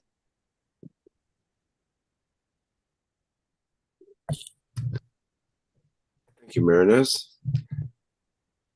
We have Carl up next, but before that, let me read a comment from Alexandra in the chat, who says, what has been happening to me over the last 3 weeks is that on some occasions when I think about something, shortly afterwards, what I thought about happens. Things that happen to me as well as events involving other people. It's as if I know what's going to happen in the future. That was one comment. And Stefania had a question about being a translator during the show here. Are people better off to listen directly to your voice and not bother with the translation? Or should they listen to the translation itself and that way get the meaning from the English to their language? So she's not sure if who listens to the translators has the same effect as as if they listen to you directly? Oh, it all depends on the man. It all depends. If you feel you can get the knowledge, as I said, we teach for the universe. So universal people don't understand the language of the man, but they still get the same information. So it all depends on the person. Yes, that makes sense. Some people learn through words and others through feeling and the emotion. Okay, let's go to Carl now, who's been waiting. Would you like to go ahead, Carl? Check 1-1. Hello. Hello. This is Carl from Central Victoria, Australia. Yeah, goodness me, a month ago, you said you were looking for $2 million.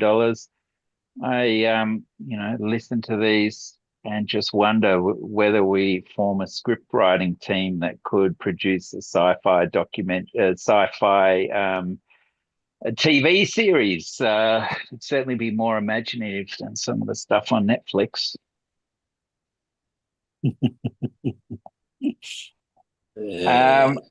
I'm going to go back to the time question, and I thought that was interesting, that question from Alexander, because for me, synchronicity happens a lot more fluently when I visit new GPS locations on the planet. It feels like I travel through new energies, and it opens up this variability that brings the right people at the right time. And by far and away, the place where the greatest impact that occurred in was, of course, India. How do you see us moving through various parts of the earth where there's a different relationship to the core of the earth and the creator, and how that interaction opens up certain variables? It's all individuals. It's all individuals. It depends.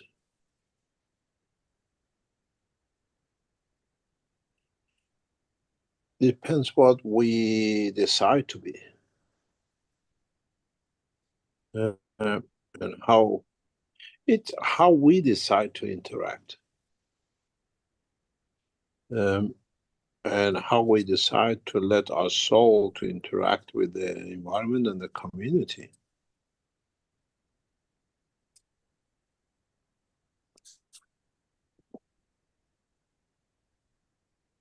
And how we decide personally to interact with a situation physically, which affects our emotion and the soul.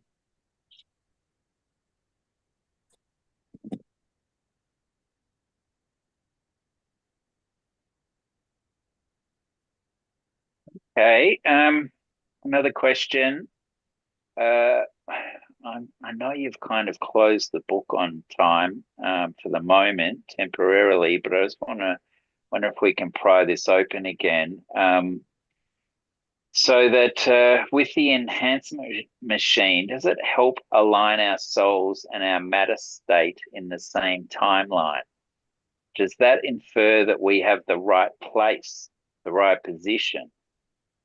The possession question makes me wonder, does this allude to the fact that in a way we behave in a possessed manner when we aren't in the same timeline as our soul? What do you mean by that? I don't know. It was just my interpretation of how you were saying it. That I've asked you before, how do we actually connect with our soul? And you said the more you try, you can't really try. It's got to be natural. But yeah, I'm just wondering about how we find that alignment to our soul without the enhancement machine. How can we try and trigger that relationship? And if we can't connect to our soul, we're a little bit disjointed, and from that, we don't act in alignment as perhaps we should. And so, yeah, for when I was in India, for example, I felt my crown chakra just blow straight open, and it was like I was connected to the creator, to the core. And but then when I returned home, I was nowhere near that sort of connection. Somehow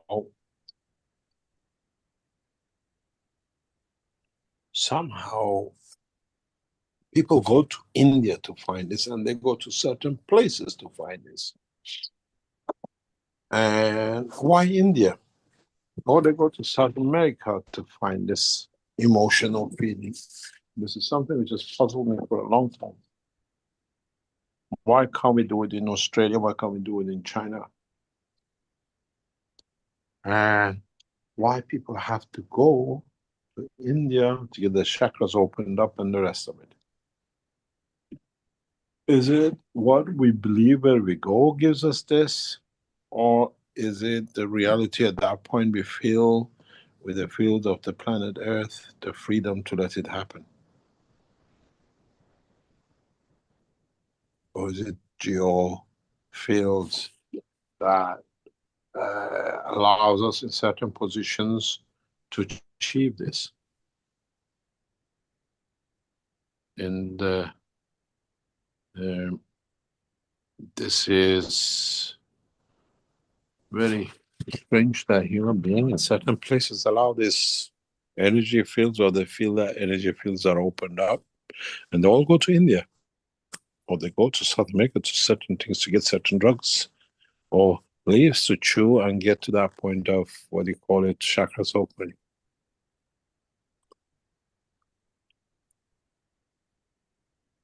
Is it your physics, your geomagnetic field, which allows this matches in these places with us? Or is it too much curry when you're there?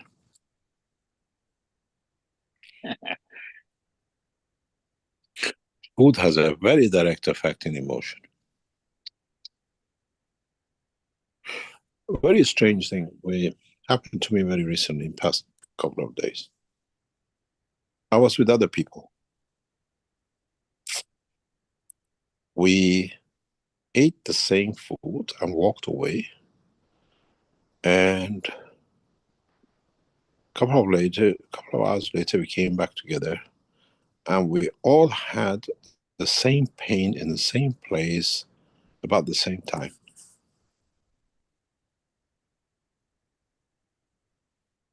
It was very strange. But we ate all the same food. And I was wondering, how is this possible? One of us, not all of us, exactly the same place in the body, the pain, the pressure, and everything else. That was just food. That's the only thing we shared. And is it food in India which allows certain ways to do? And then if it is, which then we saw why Indians talk and walk and behave in certain ways. Does the combination of herbs in their food is something parallel with us? In our amino acid structure, which allows reduction in the blood pressure in the brain, which is like in what we call in a state of sleep, or we call it your dream.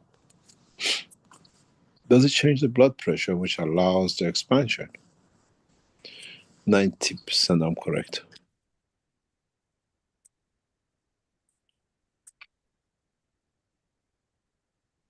Chili is one of the most addictable agents we know.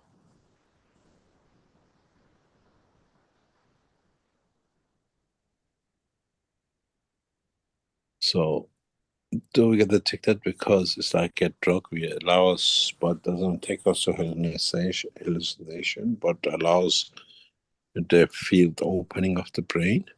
reduces the blood pressure, that creates the same condition as you're going to sleep, but in a certain position directly allows you.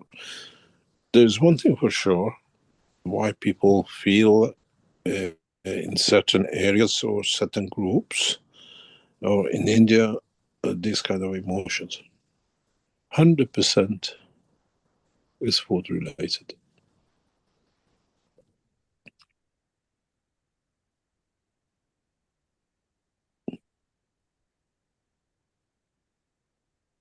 So you don't. There's a research done by the French scientists. This research was published about 15 years ago, 20 years ago, if I'm correct.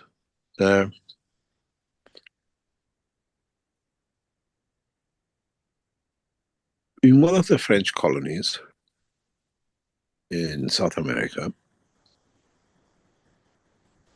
there is no MS.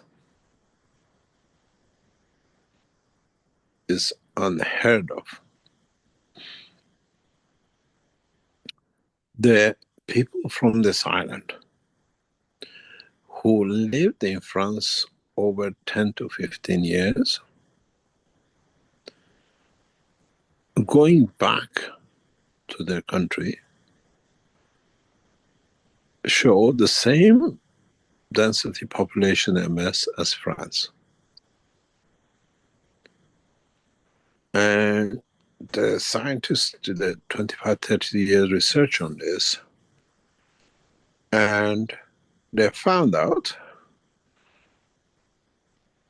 the physical side of this is a specific red pepper which people in France from this island don't have access to, wherein their island eat all the time, does not allow the growth of. But when they're in France, lack of it allows and sets up MS.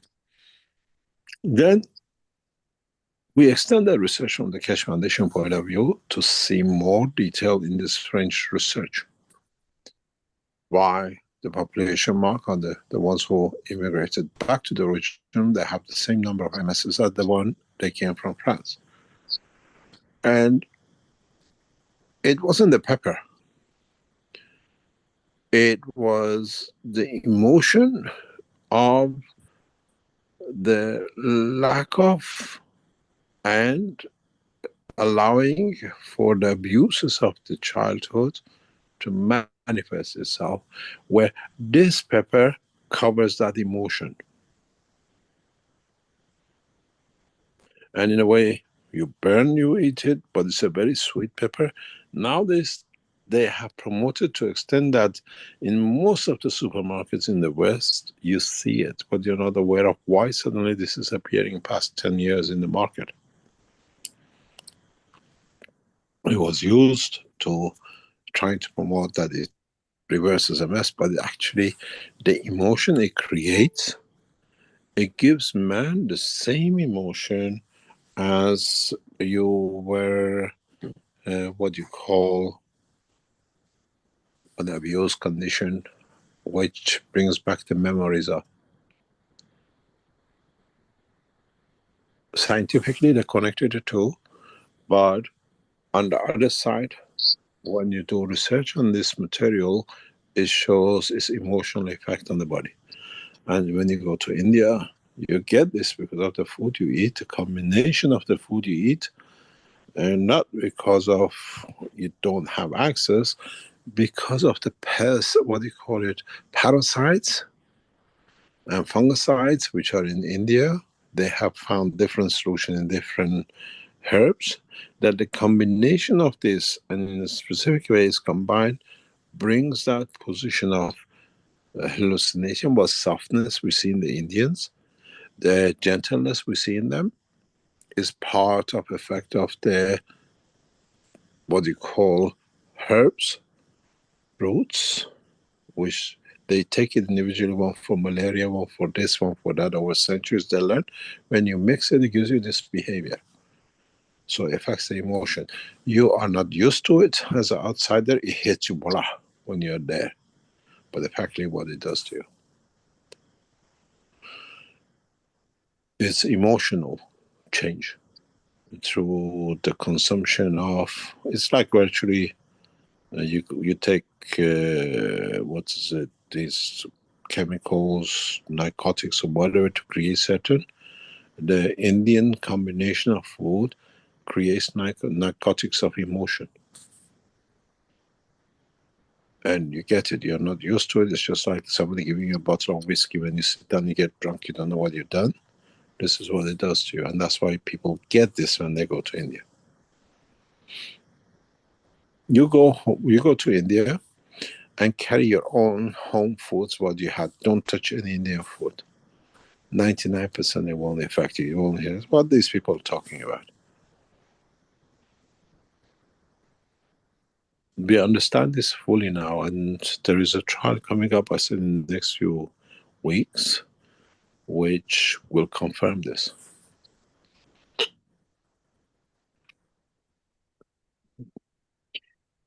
Mm-hmm. Now you understand. Next time when you go to India, take with you only your food. Don't eat anything in India. Which combination of anise and the, what do you call, the needle one which the dentists use. What do you call it?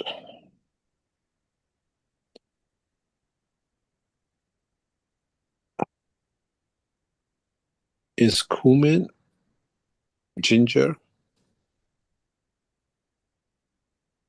anise, and 4 or 5 other herbs. The combination of these creates a lower blood pressure on the brain, which changes the emotion.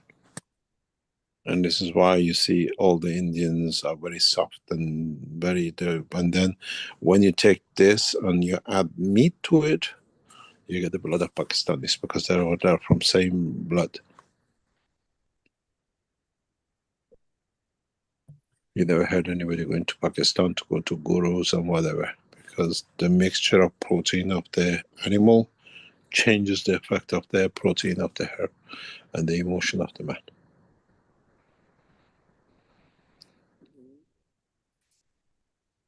Yeah, well, don't worry. You know, in Australia, there are still sacred sites where people get disorientated and lost, or feel that euphoria of being somewhere. So, you know, I feel Comes again.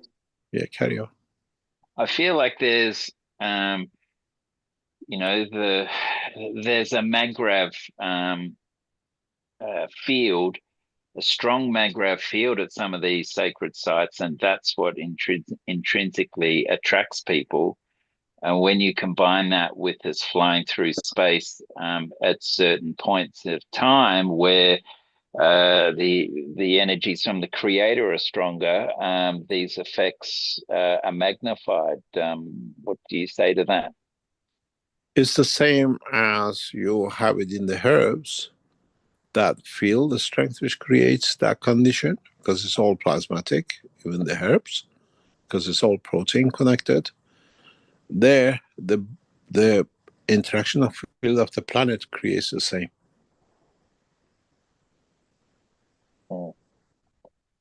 It's it's just that they feel the strength of the protein.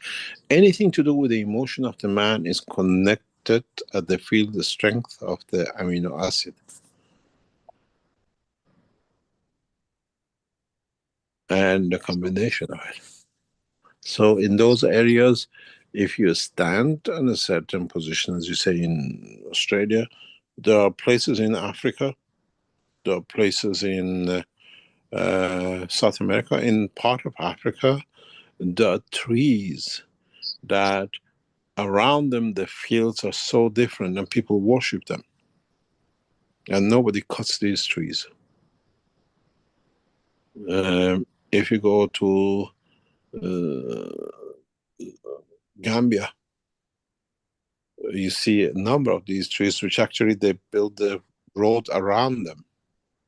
And they are huge. They've been there for centuries, thousands of years. And they are holy trees. And people get effects of them. The field they create in their structure affects people.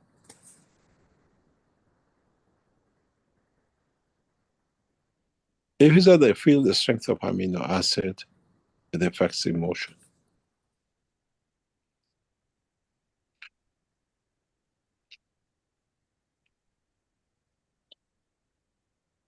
Like last week, you were talking about someone putting their hand in what I suspect was CO2 with amino acids and feeding themselves. What would the effect be if you took that to one of these sites? The same factor, touching changes it.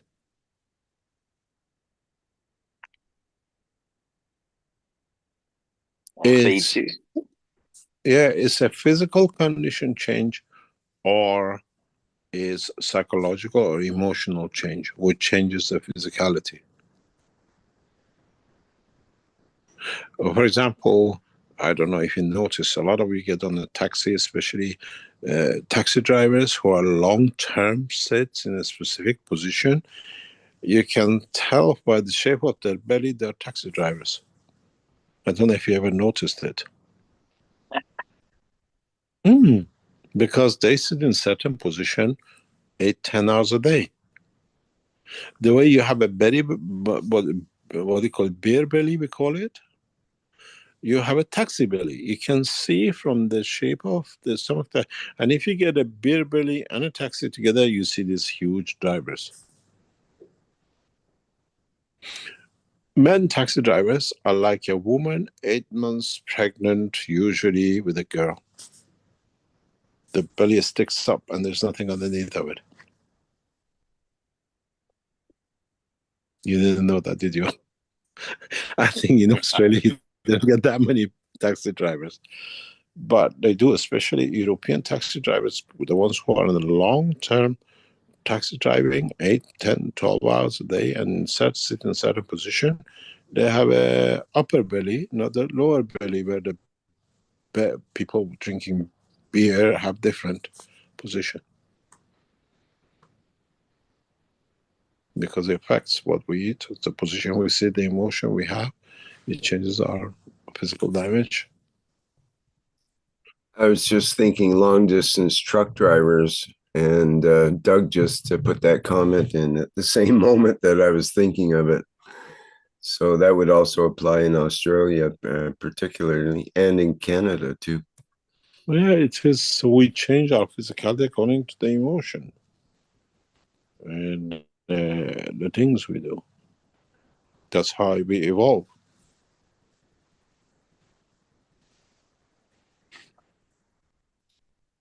Last one, a quick one. So putting your hand in CO2 amino acid, would that be a good way to ground yourself?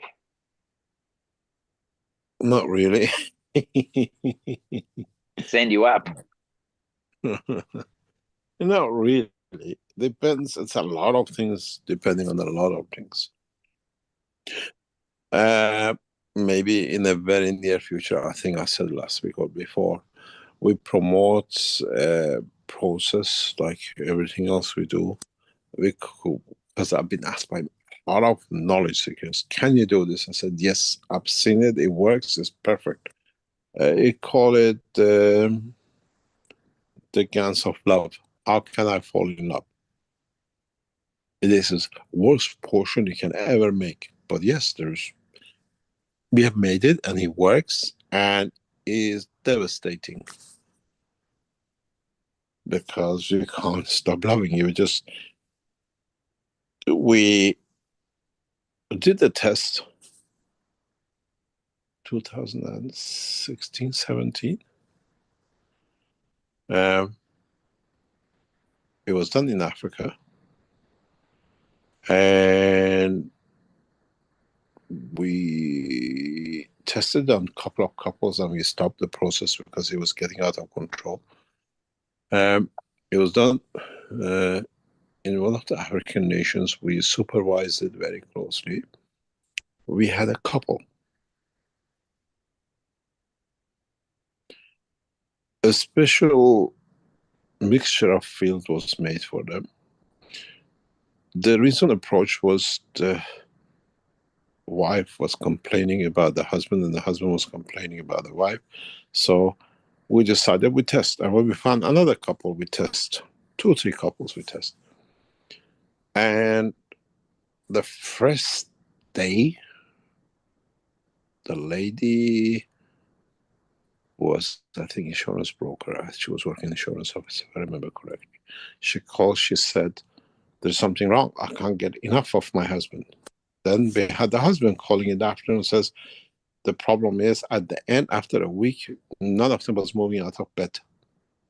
They're spending all the time together in bed, and there was everything. They had children. They said they don't even feed the children, so we had to go through the process to reverse it. And we found out there is a way you can make people fall in love. And they can't get enough of each other. And we shelved it. We tested it second, third, we shelved it because there is an emotion you can create in a specific condition. It creates a amino acid strength. We know how it's done. Of lust and love together. And I said at that time, if you put this in, the whole world will go bankrupt because nobody will go to work.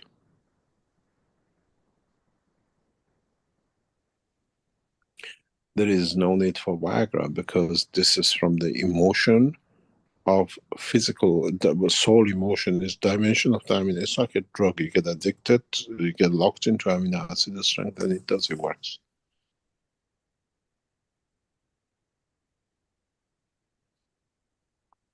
If you know the knowledge the way we do, you can do strange things with this knowledge, with this technology.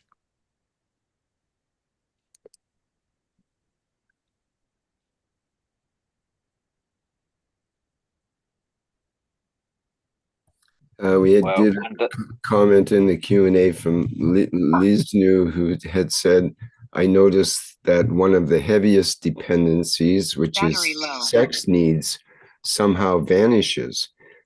I have an idea how this would bring a stop to marriage abuses.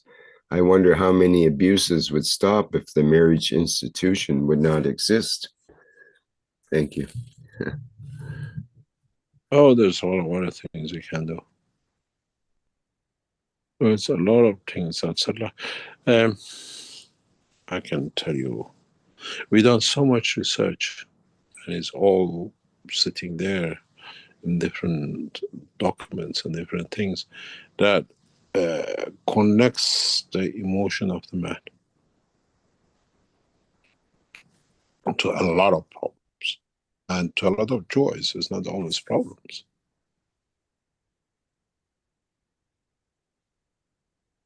And even when they call it a potion, it has to have a magnetic field strength of the amino acid which connects to man, and the man reacts to it. And that reaction manifests itself in anything that we can imagine.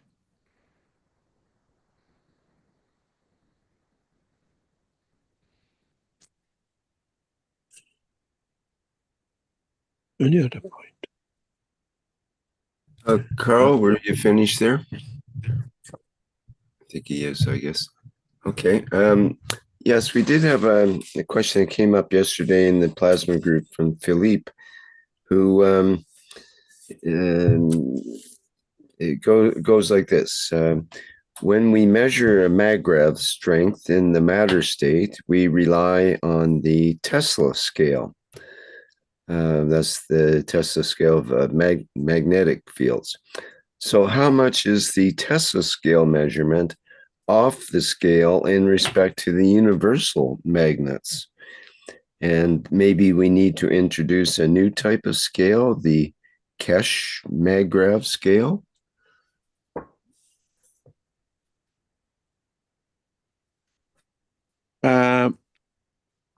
This is what I explained earlier on today.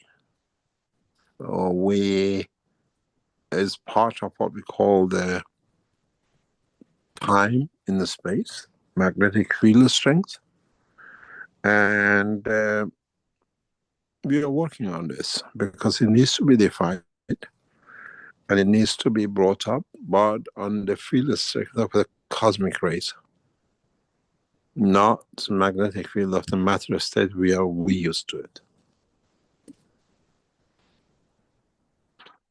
Because in a plasma, we have no AC, we see only DC. And we see AC at the point of interaction of the fields where matter appears. And we need to define change, position, conversion, or manifestation of the matter state.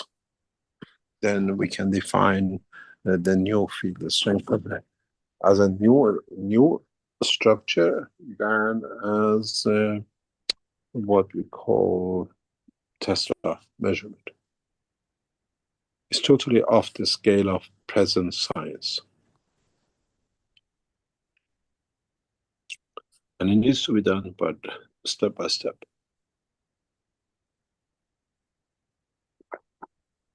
That's why I don't think man ever reach a feasible working fusion system with no heat, the way the present mode of fusion is going. Because fusion does not happen by heat. Fusion happens by amalgamation of fields, which needs no heat. And that is that the magnetic field strength that man has not understood is millions of times bigger, stronger than the matter-based magnetic fields.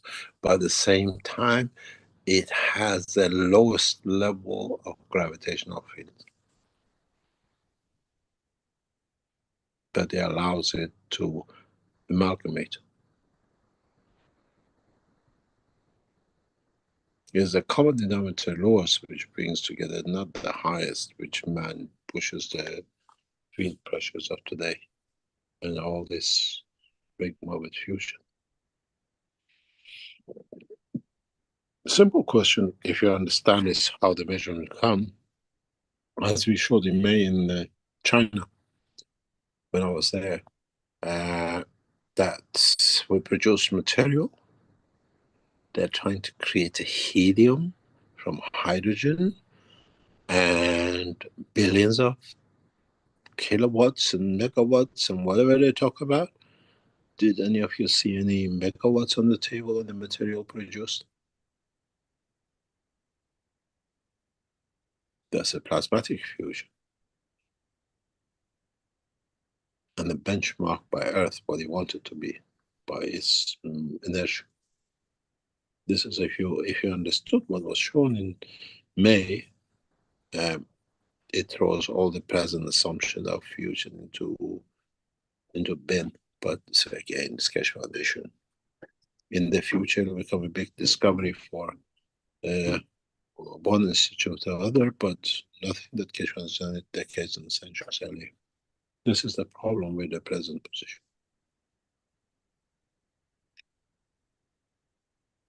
You seen with your own eyes, hundreds of knowledge seekers came and saw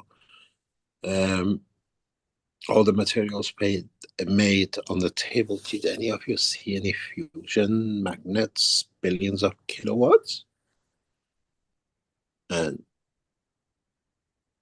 isn't it true that if you look at the sky and put something there, you collect dust, and it's always air dust. This most of what it does, you collect something you put in outside is from what it rains from above through fusion of the field. and their interaction with the inertia. And if this is not correct, how did the Earth create so much mass over years and centuries?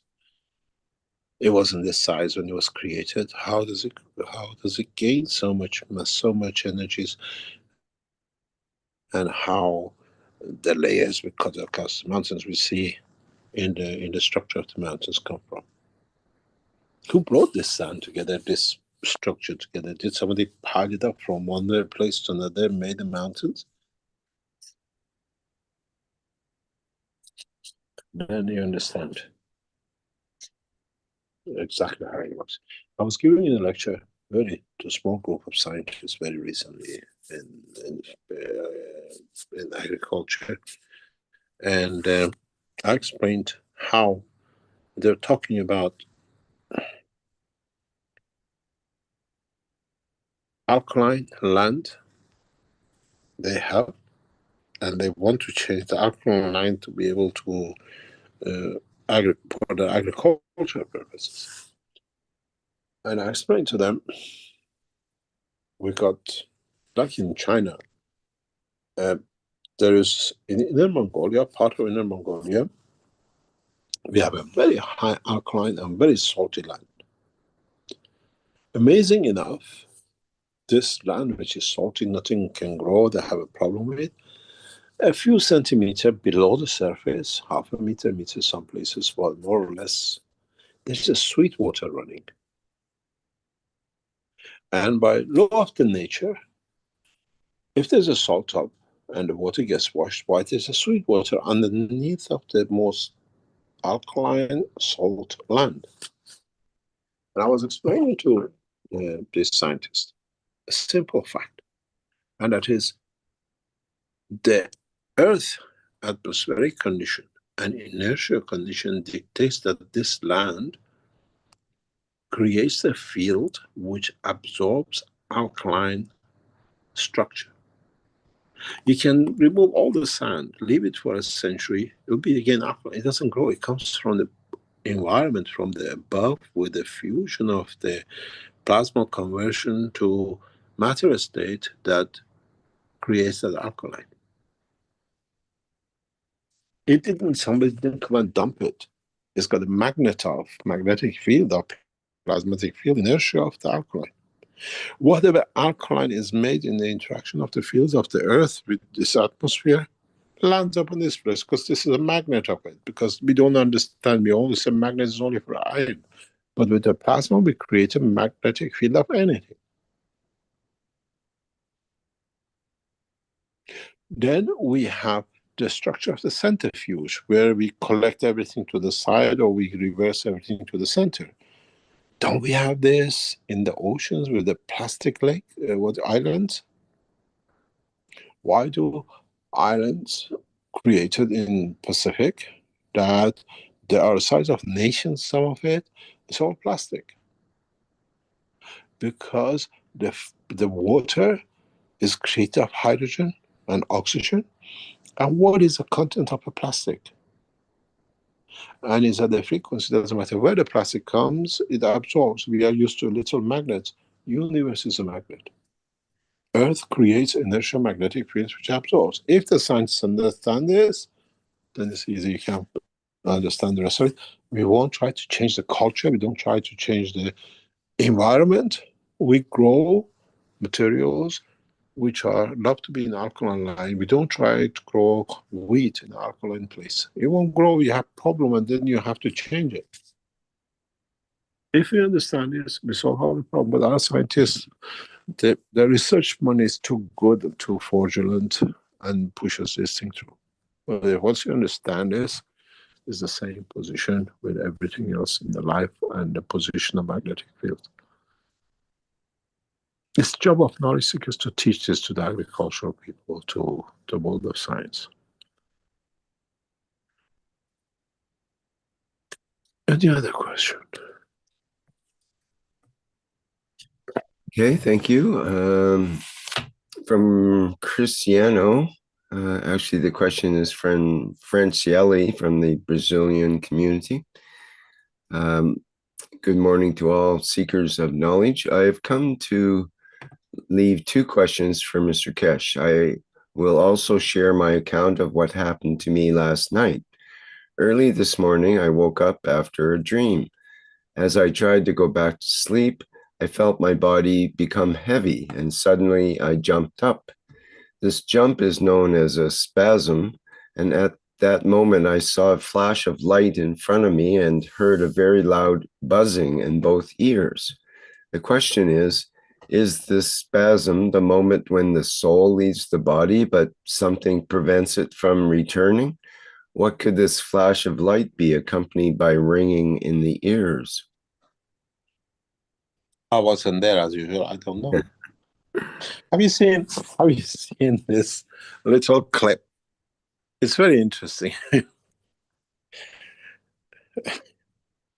When I saw it the first time, it made me laugh. There's a father lying on the sofa. Then there's one daughter sitting on the ground next to the father, and then there is a daughter sleeping on the chair next to the sofa when the father's asleep. And the mother comes between the two with the metal tray, and she hits him with a tray on the head, and he goes bang, and he gets up, and they all fall asleep as they're asleep. And he sees this flash of pain waking up, but everybody's asleep.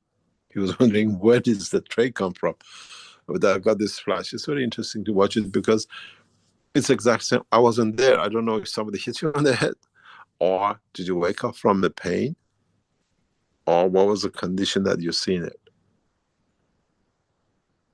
Then I can explain to you what happened. Was it the wife hitting on the head? Was it a bee biting you? Or is a consequence of the pressures in the body and the blood flow? As I always say, I wasn't there. I don't know. I can't explain. Okay, fair enough.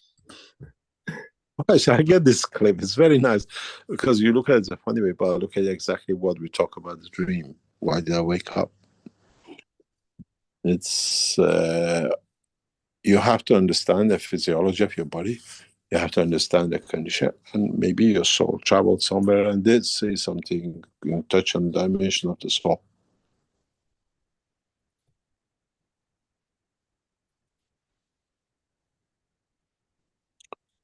Okay, we have a question from Ike.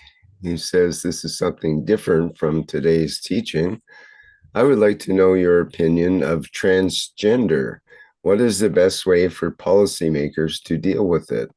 For example, here in the US, the regime is threatening them along with their doctors, even going after their medical records. Can I be honest? Are you ever not? Your nation is at the moment in the turmoil in the hand of maniac. You have to just bear with it till it's over.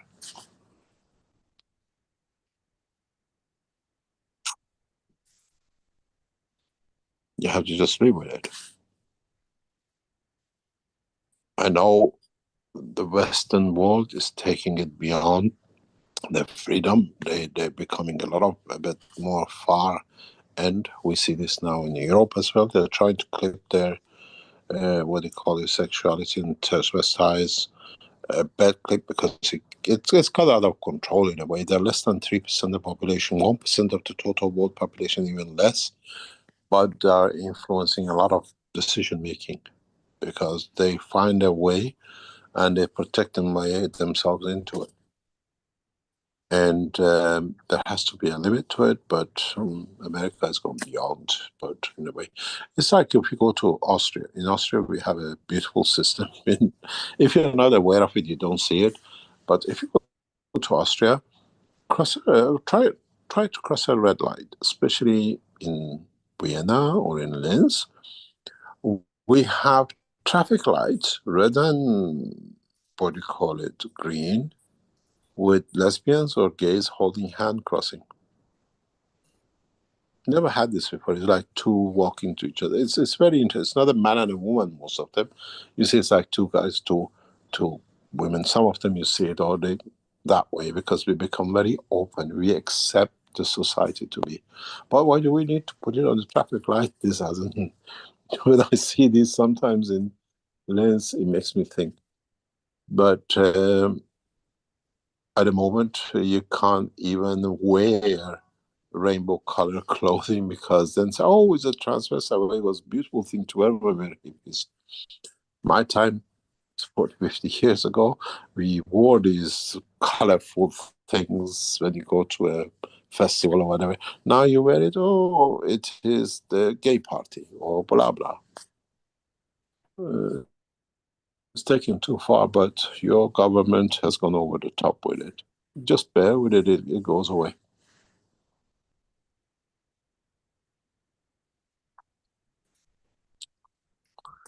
Any other question? Thank you for that. We had it's something, if you live in Austria, the way we do, is something you cannot walk away with it. It's very strange. It's appearing in China too. I noticed it a few times. But boys are very reserved to touch each other. They behave. They have what we call gay behavior, whatever. But authorities are very harsh on them. But we see it with the girls are much open because girls are out to touch each other, cuddle each other, hold each other. And in between, we see it. I've seen it many times. The first time I saw it in China, girls kissing each other in public, but they get away with it somehow. But the boys, you don't see that much. But you see the behavior of they clamped on them very heavy. In America, it's a free run, and you have this situation. And if you're Iranian and you live in Iran, you see aircrafts full of Europeans coming for operation to be operated to become a boy or a girl as transvestite. Ayatollah Khomeini said it's a God-given right to you. They can do what they like. Iran is the center of the transvestite gender transaction, what do you call it, operation. Many, many foreigners go to Iran. Like they go to Turkey for a hair transplant. They go to Iran for a transvestite transformation. And it's an Islamic country. Heavily developed. And it's very cheap. Is America, it a public policy or the government? It's more or less public policy. It is a government policy. It's open because Khomeini said is something there is something God-given free. So they come to Iran. The Iranian plastic surgeons become expert in changing sexuality, transvestite. That's surprising somehow. You didn't know that, did you? Well, it seems like sort of a repressive regime more than anything else. They won't even allow women to expose their faces and whatnot. That's allow transgender operations. Yeah. A lot of foreigners go to Iran for transgender transformation operation. It's a very lucrative market for those who want to do it, and it's cheap. You got to understand what we saw in the past 15, 20 years before, when Ahmadinejad came, clamping down on whale and everything. That instruction came from Tel Aviv. He just carried it out. He's a Jew. And with that, created more hateism. Every time Ahmadinejad spoke in the United Nations, he got a big payment in his bank account because it created the fear, the hate, and selling arms to the Middle East. Nobody served Jewish community than Ahmadinejad as a president of Iran as a Jewish descendant.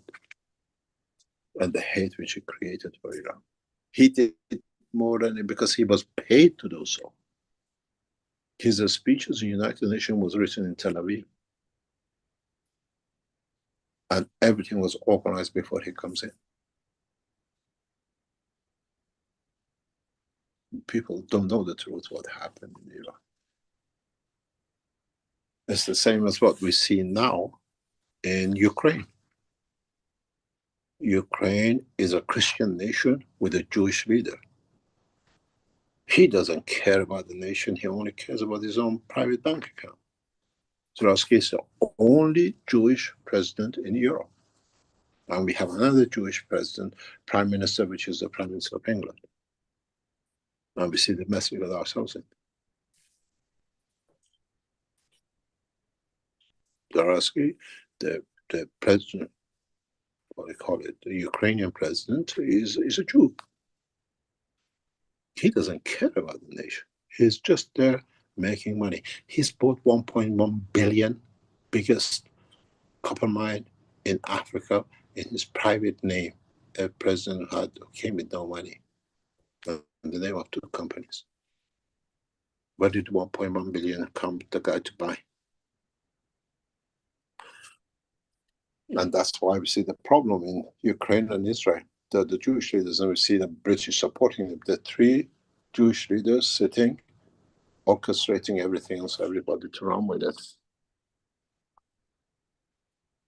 It's a coup on the Western Europe.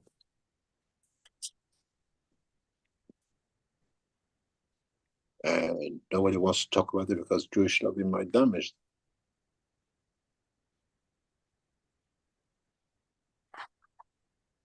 You've got a lot to observe and stay impartial, but be aware of.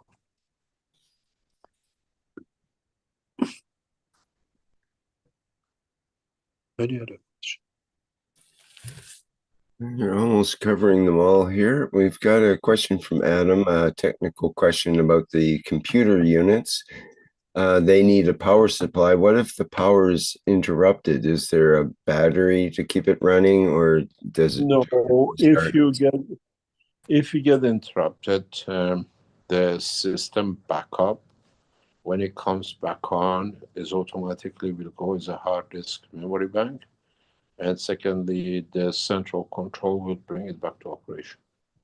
That's not something to worry about. It will happen because I consider this with the African nations, for example. If something happens, but I was told by the people who produce the system that that's not a worry at the moment. Okay, very good. Let me see here.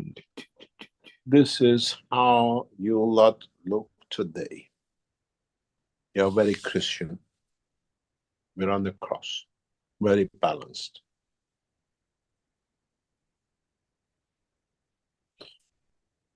This is the last picture we're going to finish with. This is the energy from above. This is your physicality. And this is your solar physicality. And this is the cross. Means you all have plenty of food and energy and manifestation. This is the image within the past few minutes. So you see, very balanced, it's very beautiful. It's just more or less the same. Means you like honey, orange, and lavender. It satisfies all your emotions.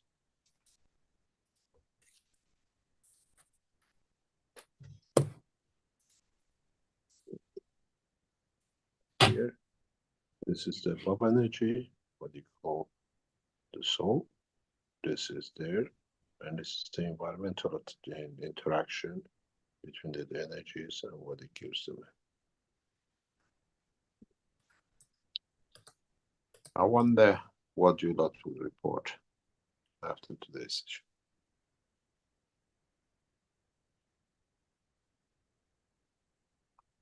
Thank you very much for today. Then we'll see you next week. Those of you who join us next Friday, we'll tell you what to do and what time it'll be, about 10 o'clock in the morning. We'll start for about 2 or 3 hours. If it's a good time, we'll extend it. and try to come in with something you love,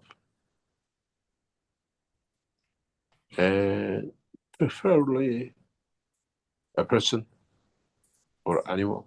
Don't bring with you a book or a stone, and something which you have a soul connection with. Picture of the mother, your cat alive on your lap. And I want to teach you something, how to transfer energies, because this is important in the coming time when we do transmutation. Thank you very much. Please carry on supporting us. We need to get as many of these units out in public, out in the hand of people. You might need one, but you can give us the right 5 or somewhere else. We're trying to fix up with universities, with institutes, that we spread it, that it doesn't become all one country, all Europeans, and not enough in Africa or other places, that we can support this change which we set up to do. And gradually you hear why we started it 7, 8, 9 years ago, and now where we are going with it to bring the change. It takes time to build the church. 7 years. Peaceful marriage takes a little bit longer than 7 years of building a church. Church of peace takes longer than the church of destruction. Thank you very much, and see you next week. Great. Thank you, Mr. Keshe. Thank you very much for today's workshop. And before we go, I'm just going to read a message that was sent to me by Lissy from the Universal Council. The Universal Council invites the Keshe family and the Universal family in unifying at the soul level every time and every day at 9 p.m. Central European Summer Time, to elevate the soul of the leaders to achieve the permanent and lasting peace. Okay, thank you very much for that. And let me get my workshop background up here, which was the image from our previous Knowledge Seekers workshop that Mr. Keshe created. And thank you, Mr. Keshe, for today's 604th Knowledge Seekers workshop here on Thursday, August 21st, 2025. And thank you, everybody, for attending today's workshop. Our next public teaching workshop will be the One Planet, One Nation, One Race for Justice and World Peace, which will start at 4 p.m. Central European Time on Tuesday, August 26th, coming up next week. And that will be with members and support members of the Universal Council, who present and produce that show. All right, I think we're done for today. And we'll go out with our usual musical way with the Universal Flight Enhancement Spaceship Unit. And again, thank you everyone for attending today's workshop. See you again in the next public workshop. And we'll be back again next week for the Knowledge Seekers workshop, and also for the transmutation session on the Friday after that workshop. Okay, bye for now.